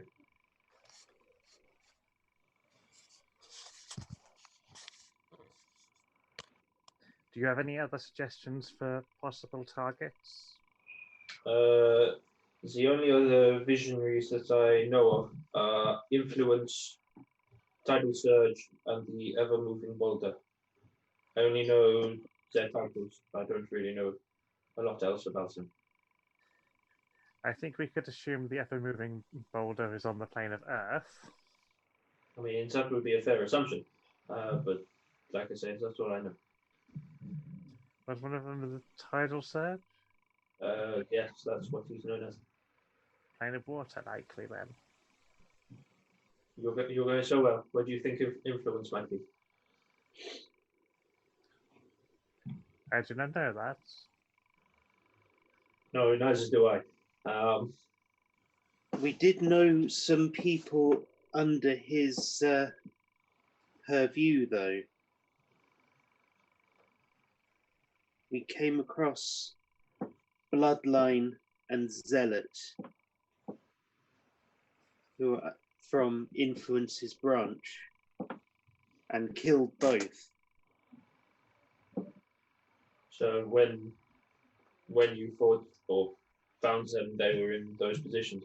I can concur with what has already been said to you, that someone else would now be in their stead. Yes. And presumably someone else will already have your position. I believe so, but it's not that long since I left, so It was only yesterday that you came across.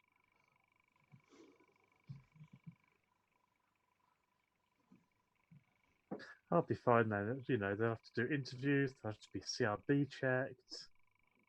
so I may still be known as Brother Illuminated. Why are you referred to as illuminated? You aren't glowing. It was the title. I don't really know why. I just know that my father was Brother Illuminated before me. Does he glow? No, he was pretty much the same color as I am.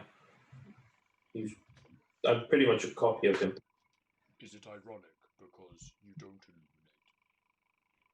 illuminate? I mean, it might be. You never know. The Order of Balance might have a sense of humor. What was your responsibility as Brother Illuminated? To act as a follower and a voice for the Stone Lord. So mostly just a preacher then, really, not actually doing any kind of missions or anything like that. It's at this point I go, tell me. So it's it varies among the different branches, but the lieutenants essentially are the ones who lead missions that are taken at various points. And as far as the understanding that has been gathered, the Void Speakers are the main point of communication between the visionaries and the voices between. Whereas some of the other two lieutenants tend to lead on various missions that they do different things for different purposes, for their own particular ambitions. So collecting of items, rescuing people, liberation, preaching in some areas. What the very voice much of this guy said. Very much depends on the tactics of the individual groups. What he said.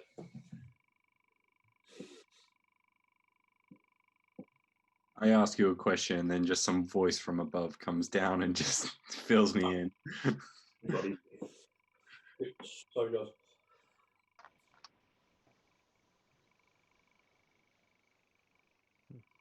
Well, as we do not have a location for the other three you mentioned, apart from an idea of the plane,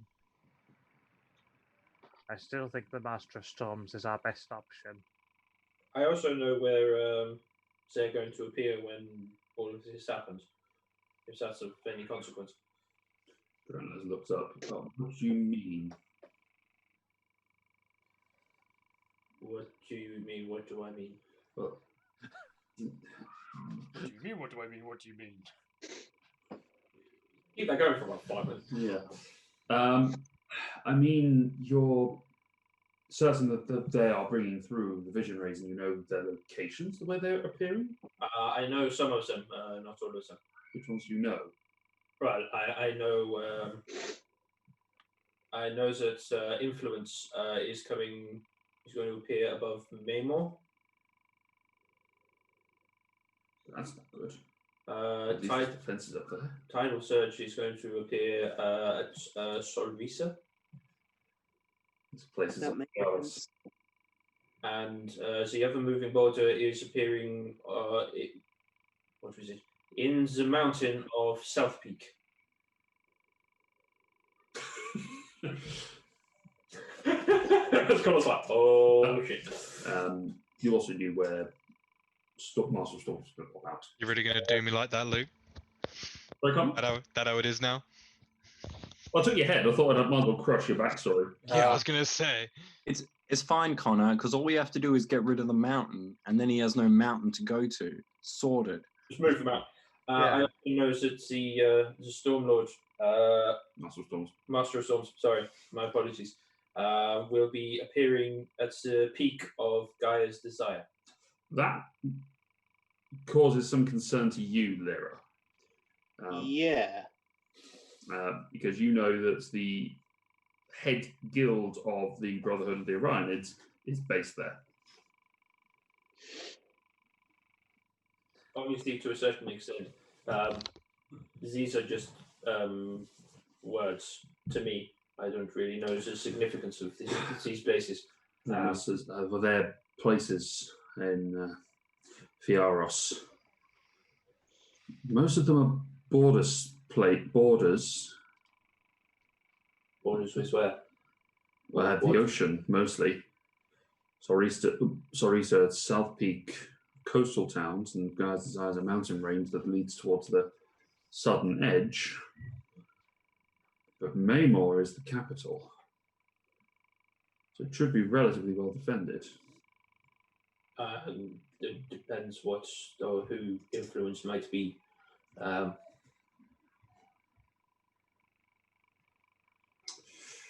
And also where. Because if it's something quite large coming from above, Unless something.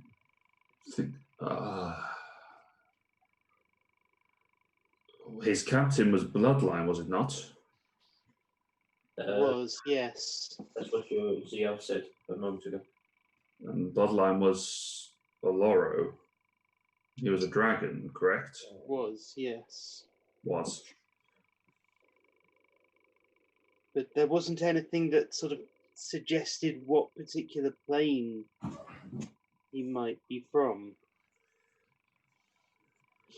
No, but if he's bloodline to what?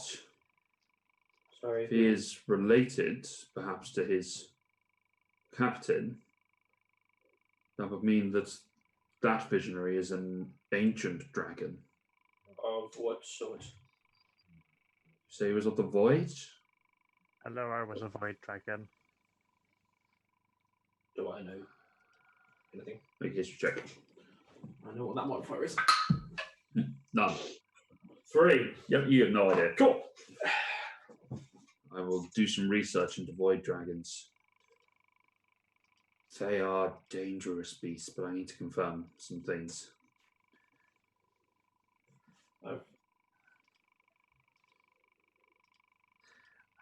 When that bitch Roywin was bringing Gaon through, she seemed to have to conduct some kind of ritual beforehand. It would probably be advisable to ask whatever security forces are available in these locations to be on the alert for someone attempting to perform a similar ritual. Yes, we will. I'll get in touch with Nordak as soon as possible, and instead of a scrying here, I think we need to converse and plan. We need to let the king know. Yes, look at that. My information was useful. Well, if it's right, then yes, it's useful. If it's wrong, then... I mean, in this situation, why would I give you wrong information? Oh, I'm not saying that it is wrong from your perspective. You may have heard what you heard, but if they're feeding you misinformation because they thought you were a spy. I did my best to kind of, cover my tracks. Yes. Well, I'd like, best. I'd like to do another cautionary insight check, please, on him covering his tracks. Make an insight check. Ooh, not as good. 12? A little tricky to read. You're not used to reading birds. I'm very familiar with birds. Some of them. Not ones that walk. Yeah, usually not this big. But it's a little tricky to tell. He seems confident that he hid himself, but there is never full confidence that he was able to avoid detection. Yeah. Okay. Just making sure that there's. I probably would just be slightly cautious around him and just be paying a little bit more attention to him than anyone else, really. Okay. You would expect nothing less. So just to warn you, where is Asher at the moment? She went off to go speak to a dwarf. Okay. When you meet our other party member, Asher, she has probably the strongest feelings about the cult of the void than anyone else, particularly in some individuals. But just be cautious about how you interact with her, because she might just kill you. I mean, I come with the tagline that I'm from the Order of Balance. I kind of expect nothing less. Just making you fully aware of the danger that you're putting yourself in. Well, thank you. Can I insight the level of fear when he said he's basically prepared to die? Like, I'm just curious how afraid he is. Make an insight check. Yeah. I know that might sound weird, but oh, that's not good. So that's only a 11. No idea. Yeah. Other than he seems genuine that there is an expectation that he is not to be trusted. Yeah.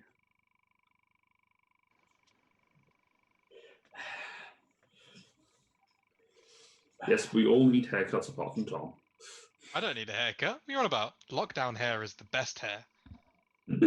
God, no. Tomorrow I might give myself curtains. Just go proper side pattern. Get back. Week after, I'm going for a man bun. I'm going to try and scrunch it all up.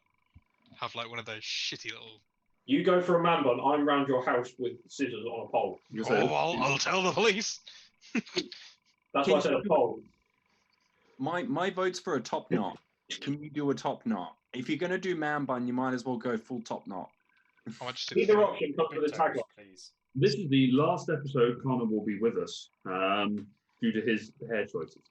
Yes, and Enrique will be with you next week with my long flowing locks. I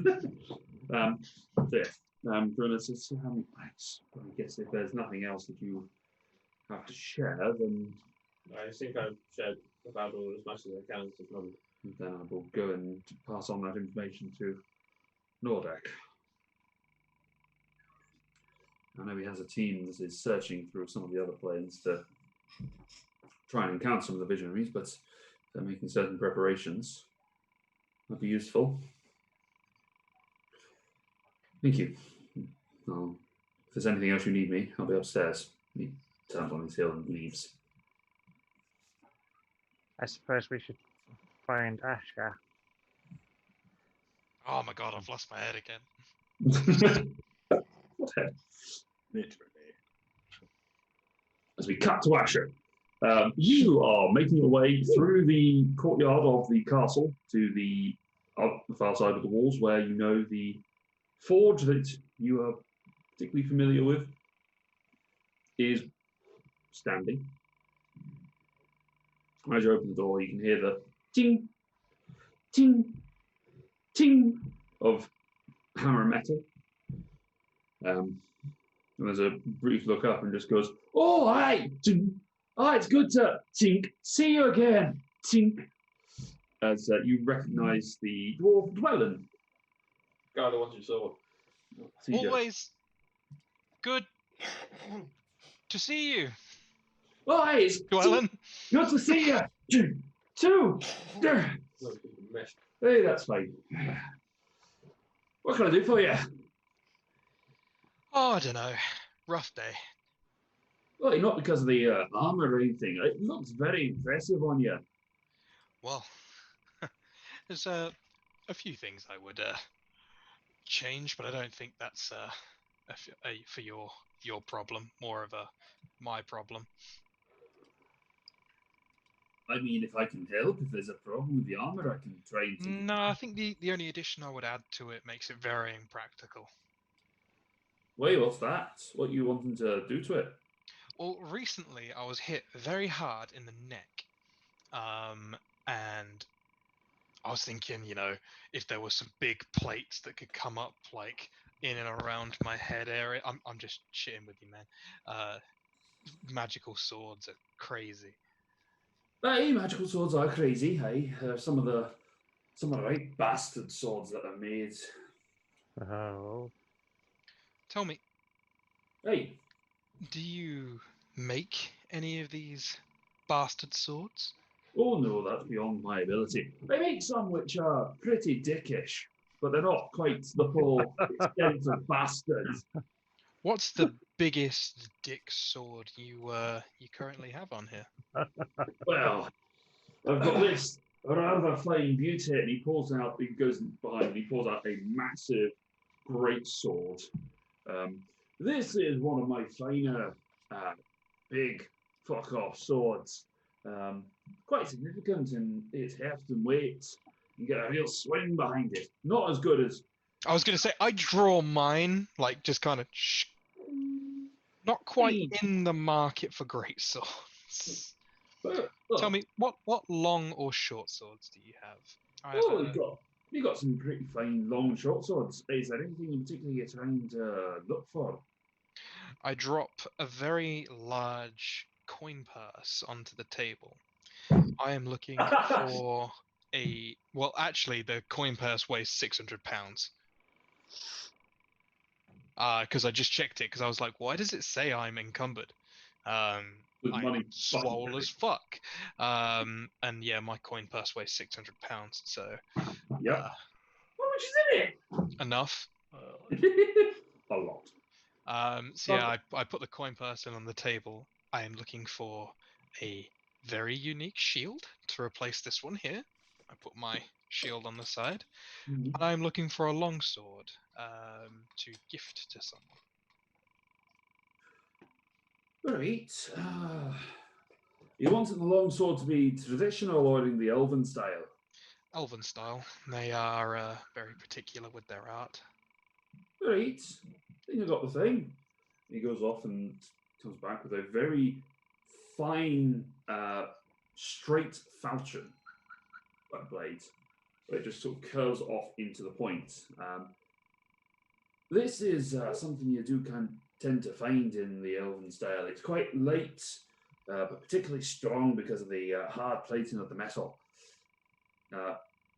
If you don't mind, he picks it up and twirls it and gives it a swing and cuts straight through a metal pole.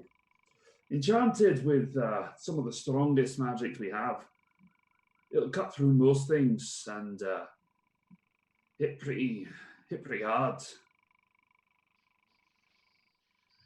Impressive. How much are we talking for that? Well, for that, I mean, are you trading in your shield that you got there? Yeah, well, I'm also, the shield is more for me. I'm just looking for a little bit more stylish. Right.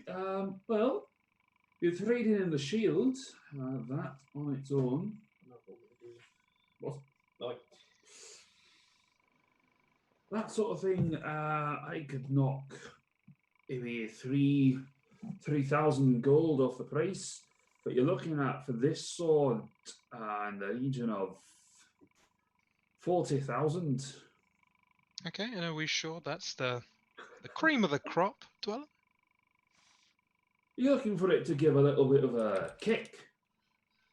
I'm looking to make it the best it can possibly be. You know me. I mean, Oh, I yeah. only buy the best. Well, I fully understand that. It's just the getting that level of enchantment for the striking and adding something else to it is can be a little temperamental. If there's anything in particular you're looking at, I can see if we've got something that might fit. Or you're just trying to go for something flashy. Just something flashy. The person I'm thinking for would just appreciate a little bit of flair. Okay, okay. Give me a moment. He goes and steps back, and you can hear him sort of having a rapid fire conversation in Elvish, which presumably is with his partner. He comes back shortly. We're just going to have a quick look into our cellars. In the meantime, why don't you feast your eyes on this? And he brings up a massive white shield that is sort of triangular shaped, like a scale. And you can see that there are various layers of striation that go down it. This shield is crafted from the scales of an ancient white dragon that was slayed several, hundreds of years ago.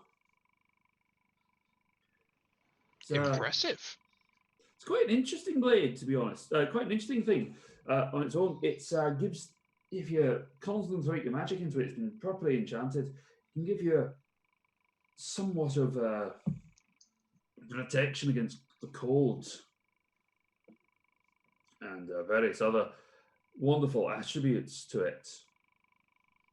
That sounds very, very nice. Won't protect you as well as the shields you got, but extra benefits aren't bad. There's some pretty interesting shit. Well, I've learned it doesn't matter how much armor you wear, some weapons can still cut straight through you like butter. So yeah, sure. How much for your ancient white dragon shield? For that, for the shield of the Oven Rune, that will cost you. I'm going to say that'll cost you at least 60,000 gold. 60,000? Yeah, sure. How much is that in platinum? 6,000. 6,000 platinum. I pay him in 6,000 platinum. Hey, appreciate it. Let me give you some of the things else it can do. Once it hits you, it gives a bit of a rebuke to a creature that hits you. You can smack it back. It'll do a little bit of withering damage to them. You can also, if you want, try and throw them off a little bit and try and make some of your opponents a little bit weaker, as if you've baned them. And sometimes you can, if you're feeling particularly frisky, you've got half a day to put aside. You can transfer the rune aspect on it and move it to different types. You can transfer it to giants if you were to do so. You could make a non-magical weapon particularly powerful against giants. Sounds very useful in a very specific situation. It'll do you pretty good. Lovely. Well, I'll do that for a trade on that then. Very well. I'll just take this shield off here.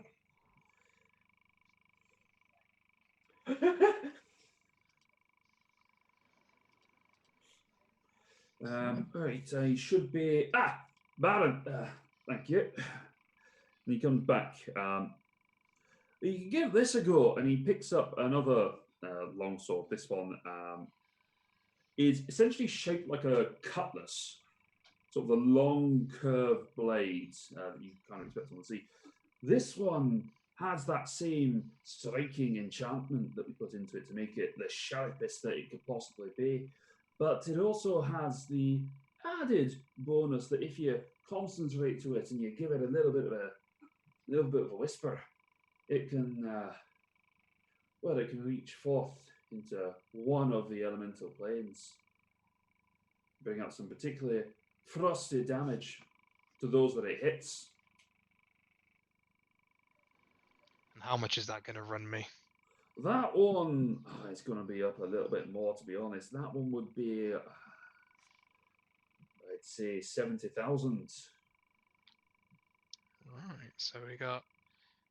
And how much did you say you give me for my shield? Oh, for the shield, I'd give you 2.5.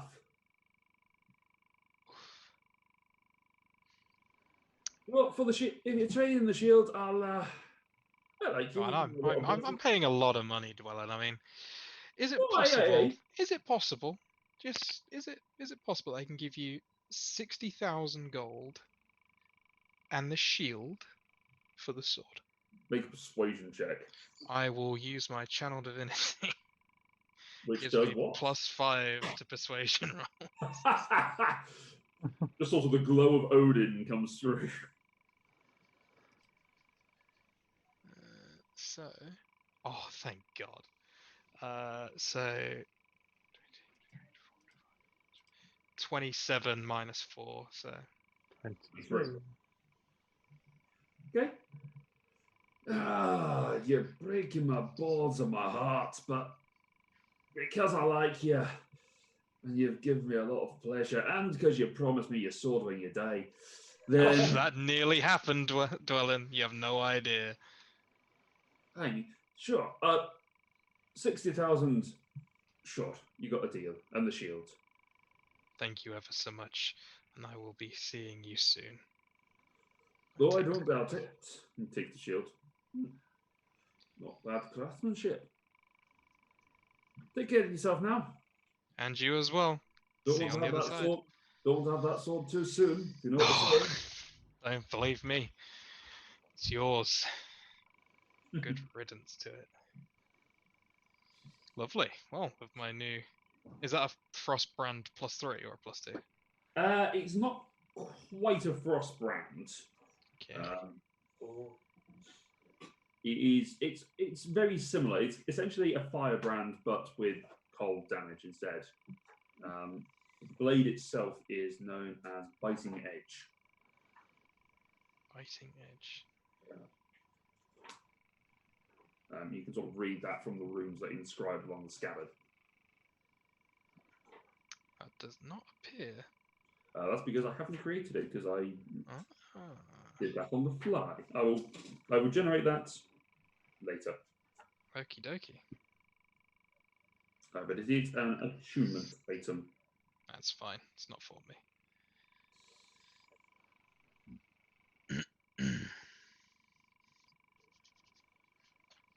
Oh, I thought I was going to have to give away my Helm of Brilliance then. All right. So after haggling and discussion, you eventually bump into the rest of the party. Hello? Who's the tag along? Have we got to take along? Did he come with us? We didn't invite him. No, I just got to follow. Why are you following us? I mean, I can fuck off if you want. I'm sure I can find someone else to. Dareth steps out from behind a tree. Ah! You said you were going to hunt down the Master of Storms. He knows where it is. And that's why he's the master. And that's all I need to know. Afternoon, Dareth. Afternoon. How are you doing? This morning nearly killed me, but not too bad now, I suppose. Yeah, it's better than a stab in the back in the dark. Well, can't always do it in the light. You know each other, Zen. You've met before. Yeah, yes, we know each other. I killed him over 200 years ago and then brought him back. It's a frosted relationship, but we're working on it. Perfectly It's natural. It's a thing. Especially for a 9-year-old. Oh, 9? Yeah. Oh, right. You're. I was mature by the time I was 3. So. Right, fine. Okay. So I don't fully understand it that one myself. Please, I put out my hand. Pleased to meet you. My name is Crous. Nice to meet you, Crous. Wait for the handshake. I was killing a spider. It's just running at me. It's Como Forest. It was like scuttling towards me. It's like. I was in a meeting. I was in a team meeting earlier. And someone had a spider just sort of descending down from her. She just sat there going. After a while, I just went on Google and just found a picture of it. She said, I've got a spider. I just found a picture from Google and just put it as my background. So I just had this big spider just sort of sitting behind me. You didn't go with the spider with the big eyes? No. Oh. I'll show you later. The cute ones which dance. Exactly. So, There's probably some more information you might need to know about our new Tag along. yes, a tag along. Is that a common phrase? It is. Tag along. I mean, I'll go visit. But Okay, well, it can't be terrible news. I mean, I think it might be better coming from you. I was not sure really. Still a member of the Order of Balance. You might need to change the name. I don't know if we refer to them as that. I know who the Order of the Balance is. You look like the sort of person that would know that sort of knowledge. And you stand before me to As a- die, or As a what did Darius call it earlier? Look around from Derek has disappeared. So, Fair enough. A double agent. An informant. I work with the master of what was it? Secrets and Whispers. yeah. Work alongside him from within the order. do I trust him? Make an insight check. Your life literally hangs in the balance of this insight check, I think. 26. Fair. -4. Yeah, sorry, so it's 22, isn't it? 22. Not even a crit. Roll a d5, kid. Yep. I rolled. Oh wow! I rolled a great number. Yeah. 4. Trust him. He is pretty open. That he has this, whatever this desire is, to turn around. Obviously, there's some things that he's holding back, but as anyone does. Then I make it extremely clear that as long as you're on my side, then we're fine. But wait, make one wrong move in the other direction, and I've seen and felt exactly how it feels to lose a head. And I have a great urge to do it to most of their order. Duly noted. Going to get on one paper. Fair enough. We may need an even bigger sword than yours, Asher. According to Crous, this Master of Storms is even bigger than the average giant. Oh dear. I thought we'd discerned that he was a storm giant. That was the understanding that your friend had. Unfortunately, from what I know of storm giants, he's a lot bigger. Still, the bigger they are, the easier they are to hit. I thought the phrase was the bigger they are, the harder they fall. That too. Fair enough. Is there something maybe we can get which will be specifically effective against giants?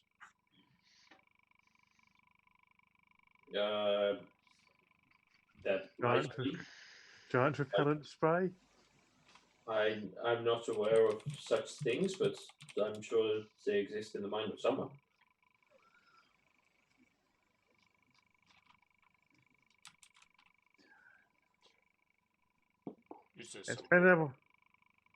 It's been a while since we've been here, but I'm sure there were some shops selling magic items. That might be a good place to ask. I agree. I also want to go shopping. I've heard that if you go shopping, it's best to go with everyone because then you've got safety in numbers. You walk a very thin line, Bird. I'm sorry, it's just something I was taught when I was young. Yeah. I suppose it would be natural to you to move with a flock. I mean, we kind of stuck together, so there wasn't really much option of kind of going alone or with only a few people. You could generally bet that if you went somewhere, people would follow. Or birds.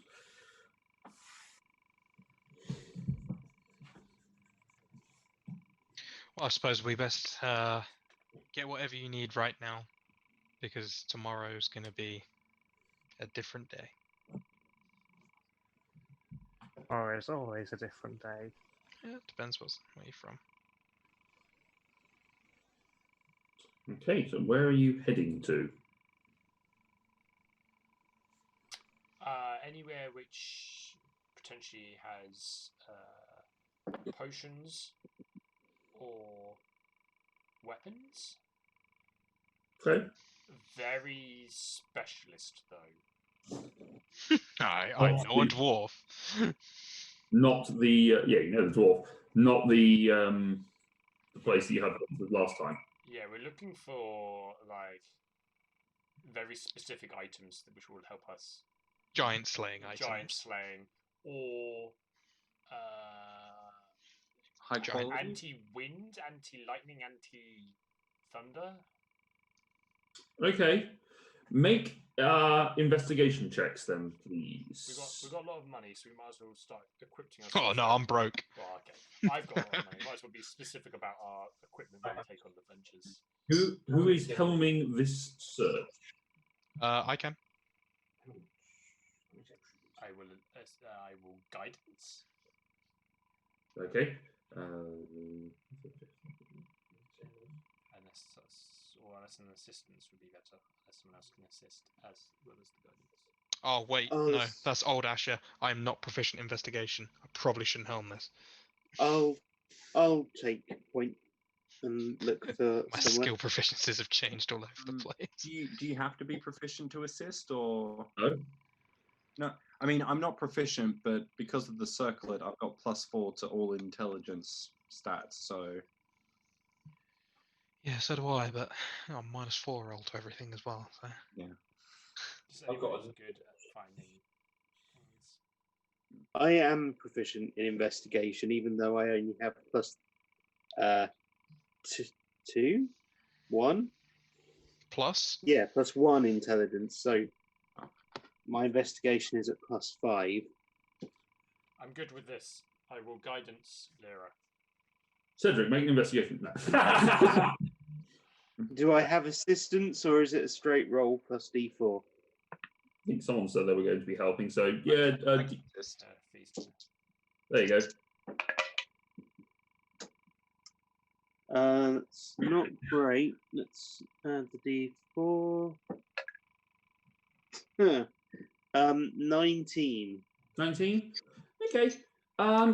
Asking around and sort of asking various questions to individuals about where's going to be the best place to go. You are guided away from Outcasts, the spellcasting shop that you have previously purchased things from.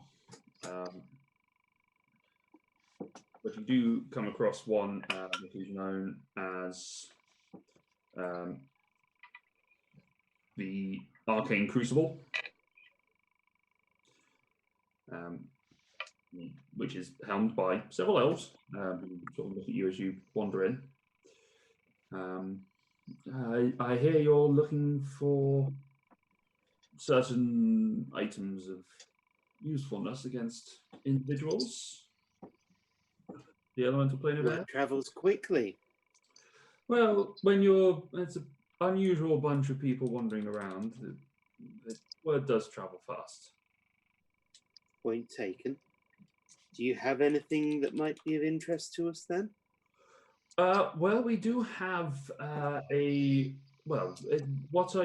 particular are you looking for? Whom are you looking for? To whom's benefit are we providing? Because we have a wonderful... The entire parties, I think. Anyone who you have an item for. Well, we have a wonderful set of earthing armor, which is beneficial for those who are to be struck by lightning. So armor of lightning resistance. What type is that armor?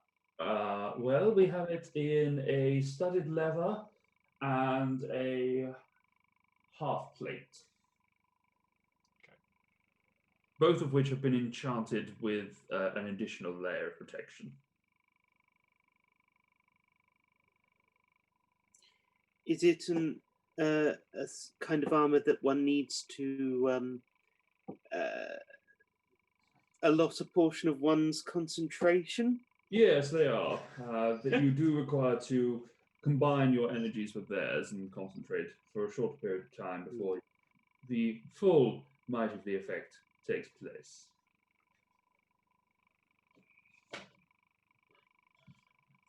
We do also have some potions of lightning and thunder resistance. Some consumables might be good. We currently have 2 of lightning and 3 of thunder. How much would they be?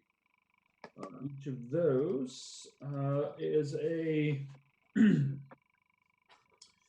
They would cost you.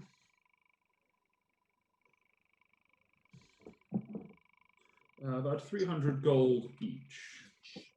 How many were there? 1,500. Yeah, it was a 5 total. Okay. Yes. Okay, let me just... 2 lightning, 2 thunder. I will. Well, could you? We will probably buy those. Can you just put them to one side for a moment? Of course. Do you have the thing we're going to be fighting is going to be really big? Do you have anything that might make some of us big as well? We do have 1 said potion of enlargement. If that is the sort of thing that you would wish, that is not immediately available. There it is. That on its own, that is 200 gold pieces. Yes, please. Very well. He picks up this little potion which has a bead of. It's a full vial of liquid, but it has a tiny little red bead inside of it that just expands and then contracts down, just to fill the full liquid.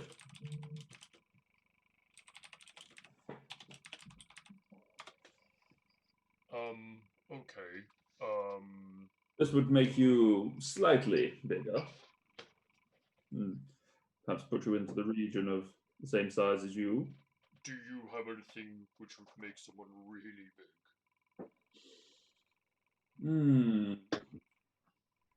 How big are we talking? I would turn to wait, what? Matt, how do you actually pronounce the name again? Crous. Crous. Okay, Crous. I would turn to Crous and say, Crous, do you know how big this thing is?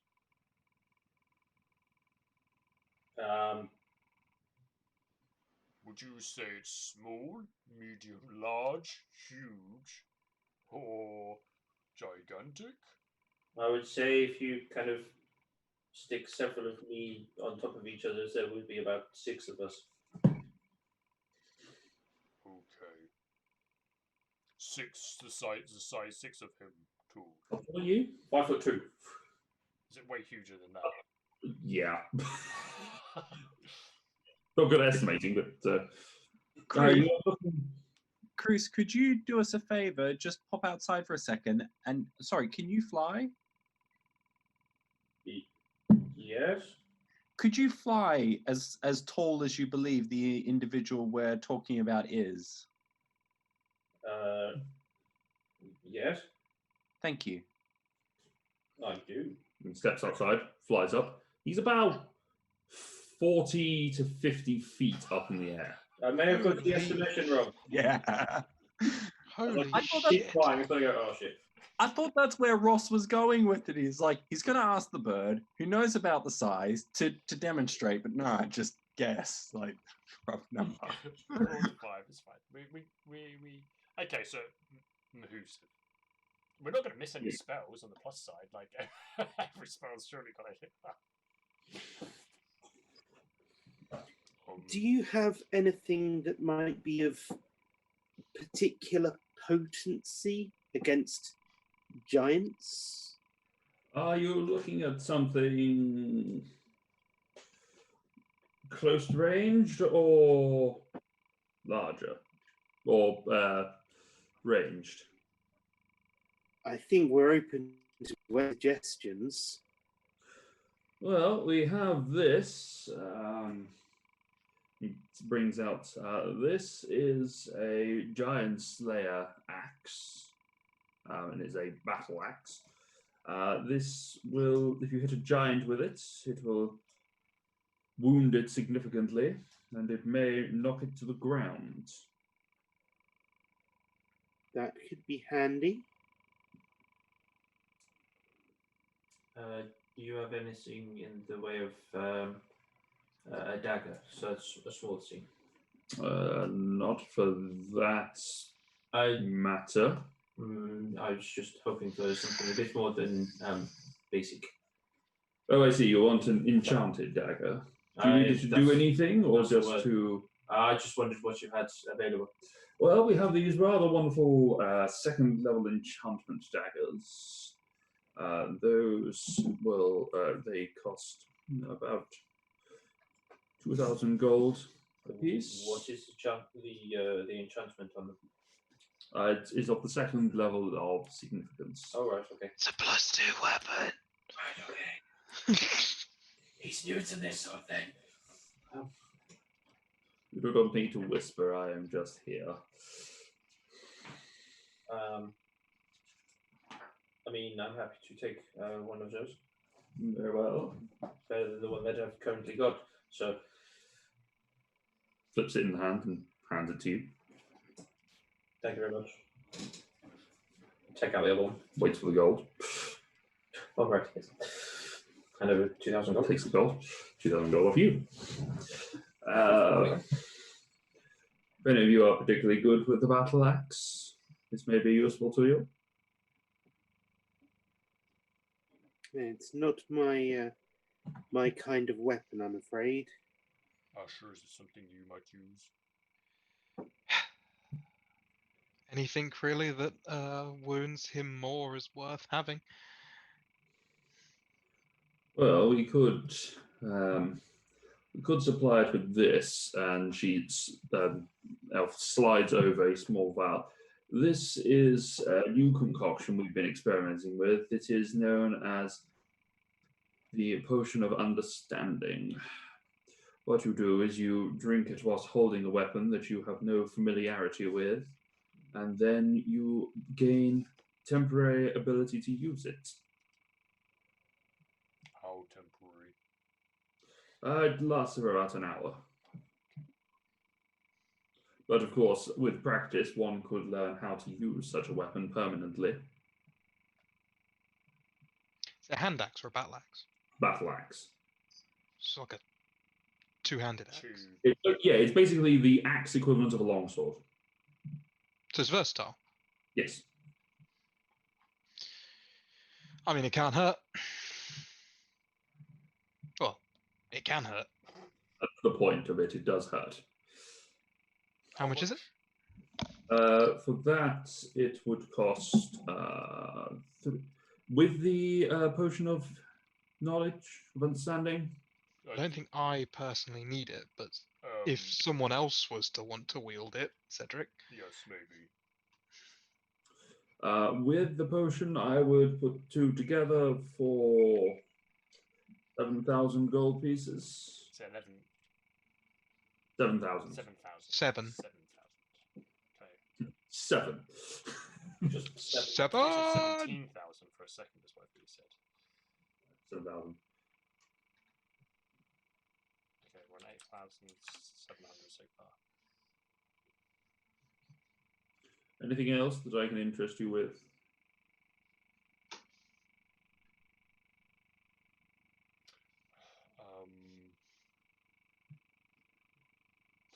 Not unless there's anything else you can think of. Well, there may be I should give you the disclaimer warning on the Potion of Understanding. There is a 10% chance when you drink it that it will become a permanent proficiency. I mean, that's good. It is, but there's also a 5% chance that you will be unable to use that weapon at all. Whatever? Yes. Ooh, I mean, okay. Thanks. I mean, luck's got to be in our favour at some point. Surely. Has anyone else got anything else? Do you have anything that we could use to travel to other planes? Reliably. Well, we do, if you have the ability to transverse through the planes, we do keep keys that will unlock the potential to get you to certain places. We should have come here before.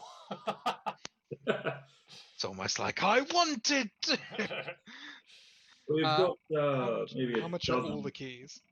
We've got a dozen anchors that will take you to, that if you know the plane shift spell, will be able to transport you to certain locations.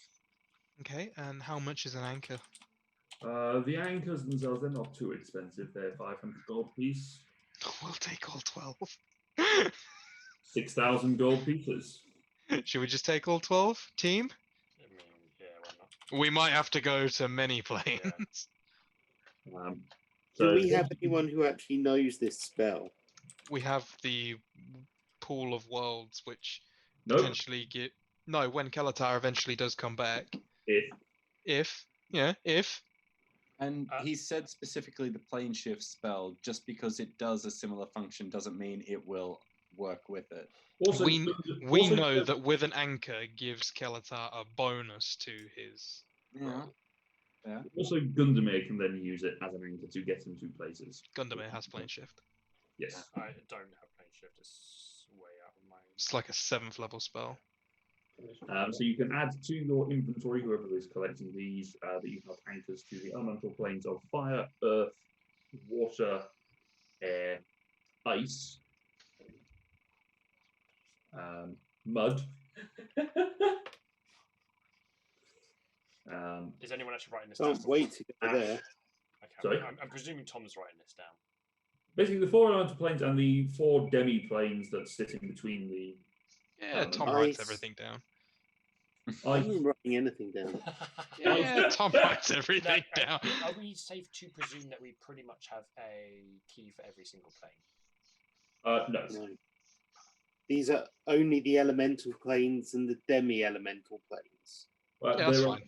Well, that's the first one. So you've got to the plane of. So you've got the plane of ice, the plane of ooze, the plane of magma, the plane of ash, the 4 elemental planes, the Feywild, the Shadowfell, and 2 others that will be determined in my At head. a later date. The astral plane and Dream? the abyss. Abyss. We do have to go to the Abyss at some point. For a vacation. You don't know where it's Staycation. the abyss, but it will take you to the abyss. Yeah. There's only one Abyss, as far as I'm aware. One abyss with infinite layers. Yeah. Just start at the top and work your way down. What could possibly go wrong? I'm Something sure. that doesn't I'm work sure in- we'll level up at least once before we hit the bottom, No. or just be dead. Yeah, that's the more likely. Anything else I can help you with?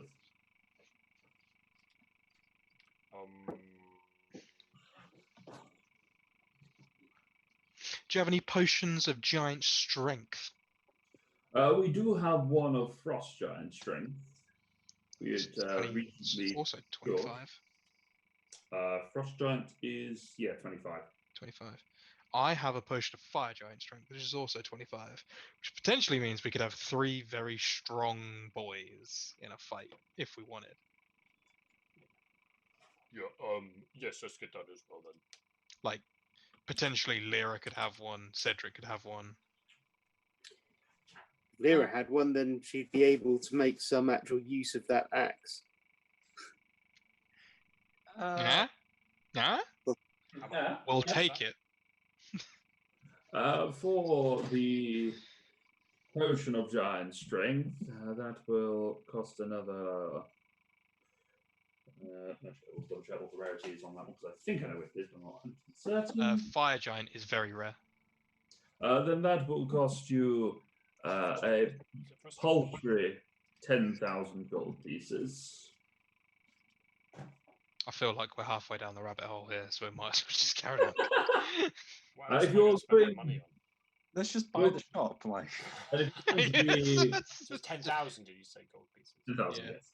Okay, And if we're we're going on to be- 24,700 gold pieces. Wow, I And spent if like triple that. You're on that. And if you're fighting within the elemental plane of air, you may wish to, those of you who are not quite as mobile as others, may wish to acquire this. And he presents an helmed, basically a helm that looks sort of beak-like at the front, but has a pair of metallic wings that expand out the back. This mask of the peregrine, it's Of the penguin. peregrine. Oh right, I was going to say. I think you picked a flightless bird for the one with helm. Really good. This mask of the penguin Will lets help you swim. fly when no one is looking. Will let you swim. No. It will allow you to fly for a speed of 60 feet per 6 seconds. It would also give you advantage or a benefit to your alertness. Oh, that is faster than I can fly. Does that require concentration or? It Yeah. does, yes. Yeah. And that on its own would cost you 40,000. Now we're talking. Back to potions, but sort of a sidestep. So far, we've been looking at potions that are all positive for self-use. Do you have any offensive potions? In odor or One that does that. Potion of swearing. Well, I mean, say a just potion. slowly, it just goes twat. What about a potion of blinding or something like that? You know, a potion of I don't know. I'm not quite used to potions. I usually just use scrolls. So They're never any good. The issue with the application of potions to opponents is that they tend to have to drink them. yeah. I mean, yeah. I'm If we- pouring some really nice beer. Maybe we And I can think you have to continue be with that. convincing to be able to get an enemy to drink something from you. You don't get them to drink from it. You throw it at them, and it breaks on them, or at least that's what I assumed would happen. I don't know. Most of these potions require ingestion rather than. Okay, well, that's my idea. Gone back to someone else. Oh, that's not right. You do hear them say, those of you that understand Elvish, just saying sorcerers. But no, I don't understand that. I think we've got everything. We've definitely I'll say spent to them in everything. Elvish, I'll thank you to keep a civil tongue, if you please. Archers and eyebrow. Half for fee. I mean, half for lira. You don't know that happened. No, I don't. Just me as a person watching is saying Man. not fee.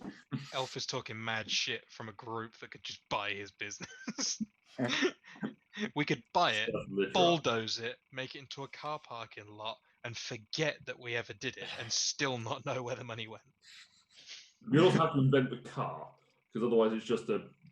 I could just name my horse Car and just tether it in the middle there, just with a sign in Elvish that says, if you could That's get what the that in sign words, says. just Yeah, if it's got words, just if you could get this face into words. I think works quite well. Bigby's hand just constantly flipping the bird. Hey! Just doing that. And a wizard to consistently cast it. I mean, presumably we have to just be careful about flipping the bird. Now we have Crous with us. Yeah. Well, that's flicking the bird. That's a whole different thing. Just ping. We could technically now just flip the bird. I would Yeah. rather you didn't flip. Just way. I don't like being upside down. So, is there anything else that you would require? I don't think so. Information would be helpful. What's the best repository for scrolls in this city? We have a fairly hearty selection. What are you looking for? Oh, I mean, that is a good question. Wide variety. We can Yeah. provide most spells up to the 3rd level, and then we may need to send for a special request for anything beyond that. Oh, I've already got 2 of these. Hang on. I realized I've had 2 hold person and 2 suggestion scrolls in my bag for ages. I just didn't realize they were at the bottom of my equipment list. Yeah, I bought those for you when you weren't here. Oh, you did? Okay. I was wondering where the hell they came from. Yeah, no, because those were the kind of things I was thinking for this, but I mean, no, it's class specific, so no one else is going to be able to use these, and I can't give up concentration on them. Whilst Jared's thinking, sorry, Hmm. can I just get a list of everything we've got on the counter right now? So we've got the giant slaying battle axe, we've got the potion that would potentially give someone the proficiency to do that for an hour. Yes. We had lightning and thunder resistance potions. There was 5 of them. Which way round was it? 3 of one, 2 of the other. I can't remember which way round it was. It was 2 of lightning, 3 of thunder. 2 of lightning, 3 of thunder. Is there anything else that I'm missing off that list? I feel like there is. Connor bought the anchors separately. Oh, yes. Well, he's already paid for those. Okay, but I'm just making a note, yeah. Was there anything else? Crous bought himself a dagger. That was about 8. Okay. And there was also the armors of resistance. I don't think we went for any of those. No one wanted those, did they? And the penguin hood. And the the helm of the I peregrine. don't think anyone wanted that either. I think that was I already- I can already- on its own, wasn't it? I can already fly, so. Me too. I'll have to. But if anyone I'll wants use to, you my know, rock. smack I've a got- giant, I can summon a rock, so actually. Oh, well, there we go. Problem solved. Just summon a big rock about 100 foot above the Yeah, giant. exactly. Donk. or a piano. So hold on, I wrote some numbers down, but did you buy the keys yourself? Didn't you? Yeah. Okay. Okay, I think that knocks. I'll 6,000 for all of those, wasn't it? It was 500 a key, brought 12 of them, Yeah. so yeah. Sorry, how much was the that armor that gave you a special? The earthing armor that would lightning resistance with a light-hearted enchantment to improve it would cost 8,000 gold. Okay. Thanks. Maybe another time. As you wish. To be honest, if you're joining us on this, I want to make sure that everyone is as equipped as possible. Would you like me to buy you the armor? This is potentially a deadly adventure. I wouldn't force you to buy it. I'm getting him the armor. What is fair enough? What happened? Done. Okay, I think that brings the total for everything else to 26,000 gold. Okay. I think I I started losing track a little bit because Can't believe you would spend 0.2 of our net worth in one day. You spent it in one shop. I mean, this is. I spent about 3%. You talk about amounts of money. I thought I had a lot of money, and I really, really don't. I mean, I'm just saying. I can buy Go on. anything that's been discussed here. I don't think. I've just got 28,000 gold, just like on Cedric. I had 120. I've got 180k. Quite a fair amount, this guy. I have a bit over 5,500. Aww! That's adorable! what I get for doing good deeds in the Feywild for a fucking year. I've only got 1,600, but I'm a monk. I don't need money. I built a fortress. Hey, you had character development, Lyra, and that is all that counts. Yeah, Yeah, least your you can't put a character- price on that. your character development meant you get to keep your head. Yeah, that was the choice. It was either all the money or no head, and that was It was a tough all money choice. and no head, or keep your head and don't have money. You really had to gamble on how much the party liked me. Yeah. Could have just been, never liked her anyway. Bye. Kalatar turns, sighs. Just glad it wasn't me. I'm going to hand over that Oh. in platinum to the guy, by the way. No. Had that been the case, Connor, it would then be pick up the head and kick. Yeet! I just wonder where you're going with pick up the head, because this is Kelatar. And fuck it. As we said before, the line is there. At the end of life, that is the line. No, the line was here and it was drawn. Anyway, Tom, you look like you wanted to say something. No, I just, did, I wanted to bring up how poor he was. No, while all this is going on, Lyra is actually going to leave. Okay, Cedric, you notice Lyra leaving. Does he, though? He notices everyone leaving. So which is passive. I'll take my soft passive without my shield up at 24. Okay, but I just rolled an 18 on my stealth, which puts it to 30. Ooh. Well, maybe you don't. He Even with my slowly shield- raises even his with shield. My shield. No, even with my shield, it's a 29, so it would just be out. Yeah. Oh, that's right, because you've got stealthy expertise. I forgot about that. Yes, fine. You sneak away. I don't actually mind if they notice me leave or not. Oh, no, you've made a thing of it now. You sneak away. No one notices or cares. You're just trying to one up Dara. Oh, I couldn't do Lyra that. has learnt nothing from past shopping adventures and is left on her own. We, Just imme- like jam. we immediately assume something nefarious. We all immediately kill Crous, assuming that he's got something to do with Imagine it. just runs And then in Lyra through. just rocks up, having bought like a cinnamon roll or something, and Freshly baked pork pie and goes, "Wow." Where's the bird? Anyway, yes, Tom. Everyone else shut up. Well, I want to make sure everyone's finished with the shopping.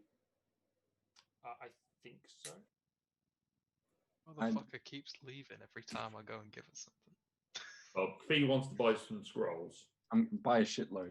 I am going for 4 mage armors.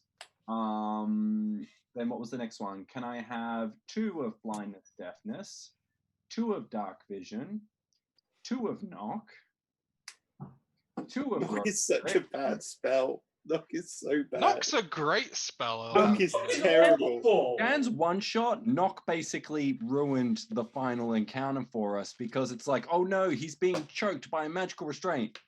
Oh, it just snapped off his neck. He's now able to help us. Yeah, that. Connor remembers that. Like it completely turned it from it's a giant versus the party, but with the party now and a giant versus another giant. Connor remembers Knock for a completely different reason. Oh dear. I ruined one of Matt's early campaigns. Knock Right, is That's what D&D's about. terrible. Ruining your DM's campaign. Ruining DM plans. Buy your scrolls so we can see what Lyra does. You're Oh, muted, you're Jared. now, Jared. 2 see invisibilities and 4 dispel magics. Just whatever you said while you were muted. We don't know. It was the 2 Matt, I got you So down, by the way, start from the beginning. So four mage armors. 4 for mage armor. 4 mage armor. Yeah. And then we've got 2 for blindness, deafness. Second level, yes. Yep. 2 for dark vision is the second level. Yes. 2 for knock, second level. 2 for rope. Right, no, 4 for rope trick, second level. Didn't say that one before because you're muted. Oh, okay. 2 for see invisibility, second level. And then 4 for dispel magic, which is third level. Right. So we've got. I should really write this out myself because I'm saying all. But as if I'm gonna remember it. I'm the not remembering guy. All of that will cost you 5,600 gold pieces. Wow, even Lyra could buy that. I mean, that's literally Yes. like less than 1% of my money, so sure. 5,600 gold. Yeah, easy. Bear in I've mind. got that- 18 grand in platinum. Bear in mind that spells that require a DC are set when they are spelled, they are not using your spell save DC. So blindness, deafness has a spell save DC of I think 13. Yeah, something like that.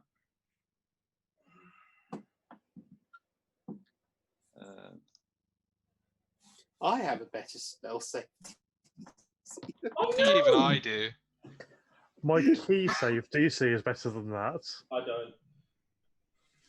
Anyway, yes, Lyra, you. Kafina has now bought her scrolls and has sent one person walking back and forth carrying a bunch of scroll cases. Okay. Oh. I will go and I'm going to see if I can request an audience with Dorenilus again. There's a brief pause and conversation. Someone's off. His Majesty will see you momentarily. If you would like to step through, he will go and find you. I will do so. Okay, Wait, step page to the throne room. You can see Cinder Draw has been returned to a ceremonial place above a mantelpiece. Think. That is all. Drellis comes through and looks at you warily. What can I do for you, Lyra? I've come to apologize. The last time we spoke, I was deeply upset, but I acted in anger, and you didn't deserve that. I'm very sorry for the things I said. You can see the tension in his shoulders just drop. Well, I'm glad to hear that, but it isn't necessary. I understood that it wouldn't be if it wasn't for the, falling of one of your closest friends. And we have made some progress in the research into Gaeon and the release of one who has been captured by the devil. We might be able to do it if we can find his soul in the hells. Might be able to bring him back. The way all this is shaking up, we will probably be headed there sooner rather than later. Well, yes, if it's a location that you know, I suppose. Well, I can get them hurried along. Might take a couple of days, but might have something. I'm sure everyone would be very grateful to know that is a possibility.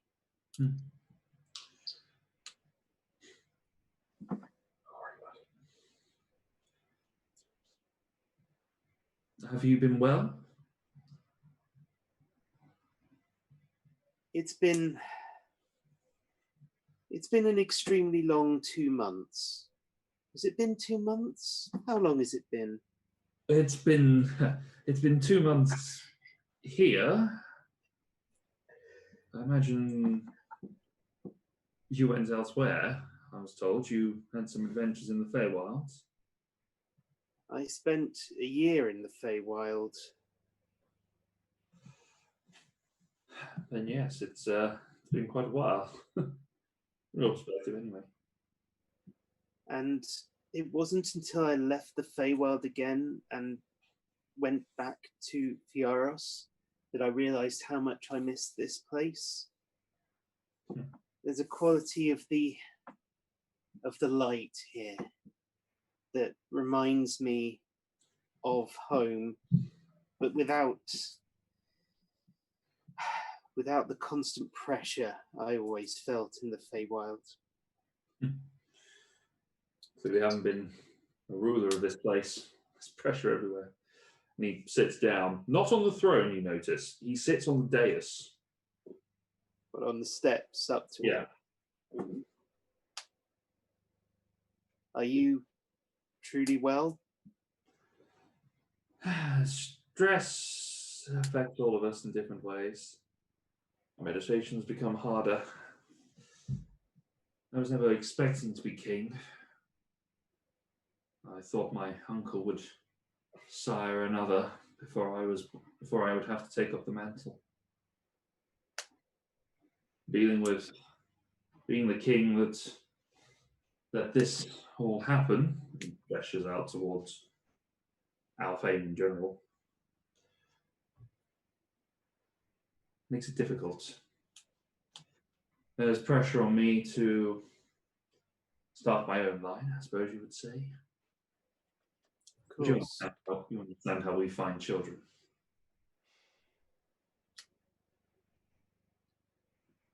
They're a blessing, Greatest. not one to be rushed for the sake of convenience. Indeed not.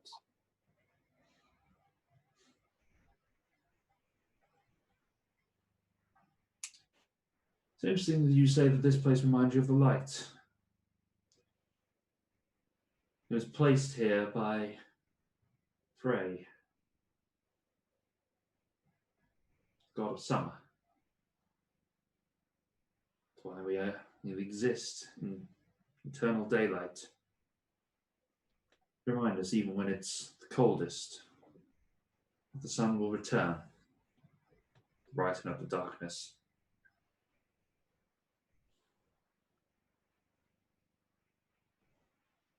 You don't need to stand on the ceremony, you can sit. Thank you.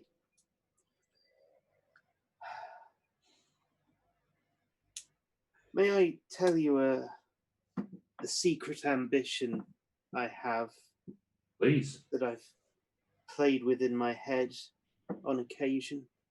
please do. You know I'm a member of the Brotherhood of the Orionids. Yes, yeah, you told me such when we were in the Shadowfell. That seems like a lifetime ago. Oh, the days when I could just jump through a hole in the floor and end up somewhere else. Maybe when Kalatar gets back, you can try it again. I don't know, the last place I jumped through with all of you lot, it was bloody awful. There's that. I'm a member in some good standing of the Brotherhood, or at least I was when I left Fiaros. I'm on the pathway to becoming one of the leaders, an Orion in my own right. But that would mean starting a new guild house, you might call it. And I have this idea,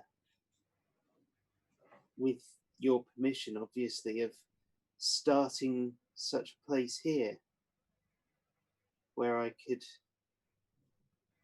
live and help to protect this place and train others in some of the skills I've been forced to learn. He smiles. Well, it would be a very welcome addition. It's Whether it be located here or perhaps on the cliffs that overlook Alfheim, that bind from Niflheim. This might be where your skills are most appropriate, but you could certainly arrange something.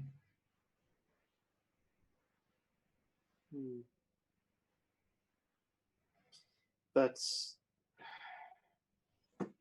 it seems as if the coming invasion may have one of its targets set on the Orionids' headquarters. I'm not even sure if the guild will exist as such a week from now, so this may all be for nothing. He looks at you now. For the first time in the way that he used to. Not as a monarch or as someone who is unexpectant of any livery, but as a friend, a confidant. We will do our best to protect in the areas that are needed. If we can find the other locations, then we can stand us in good stead. If you would like, I can arrange for a force to be put with the Orionic Guild With the Orion of the Mountains, I believe that one is known as. I think so, yes. I've not met him personally.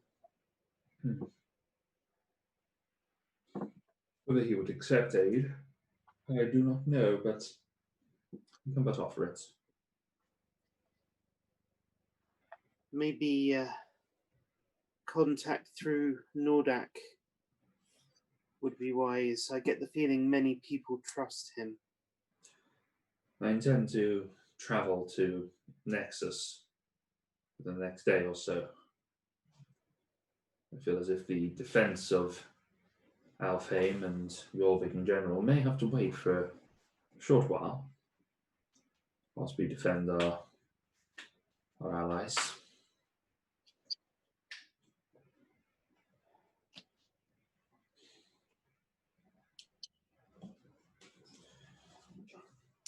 And Thank we, I think, are heading back to the plane of air to try and find and defeat the Master of Storms.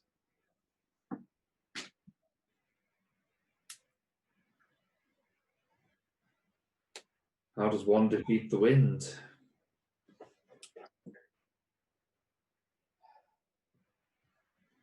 Look forward to knowing what the answer is. I do.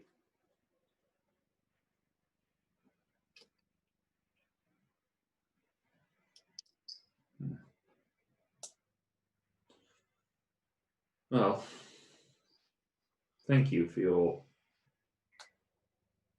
tales and disclosure. I appreciate it.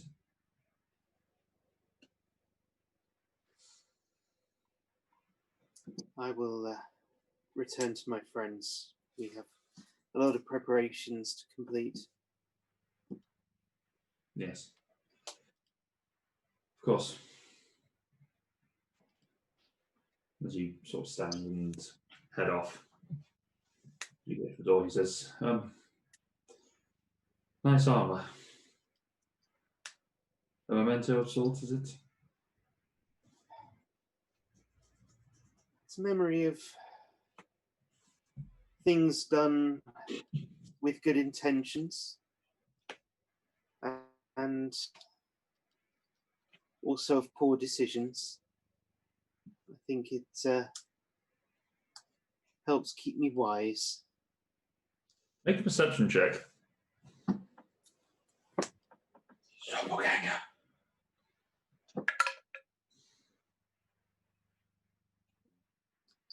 What is my perception? It's quite high.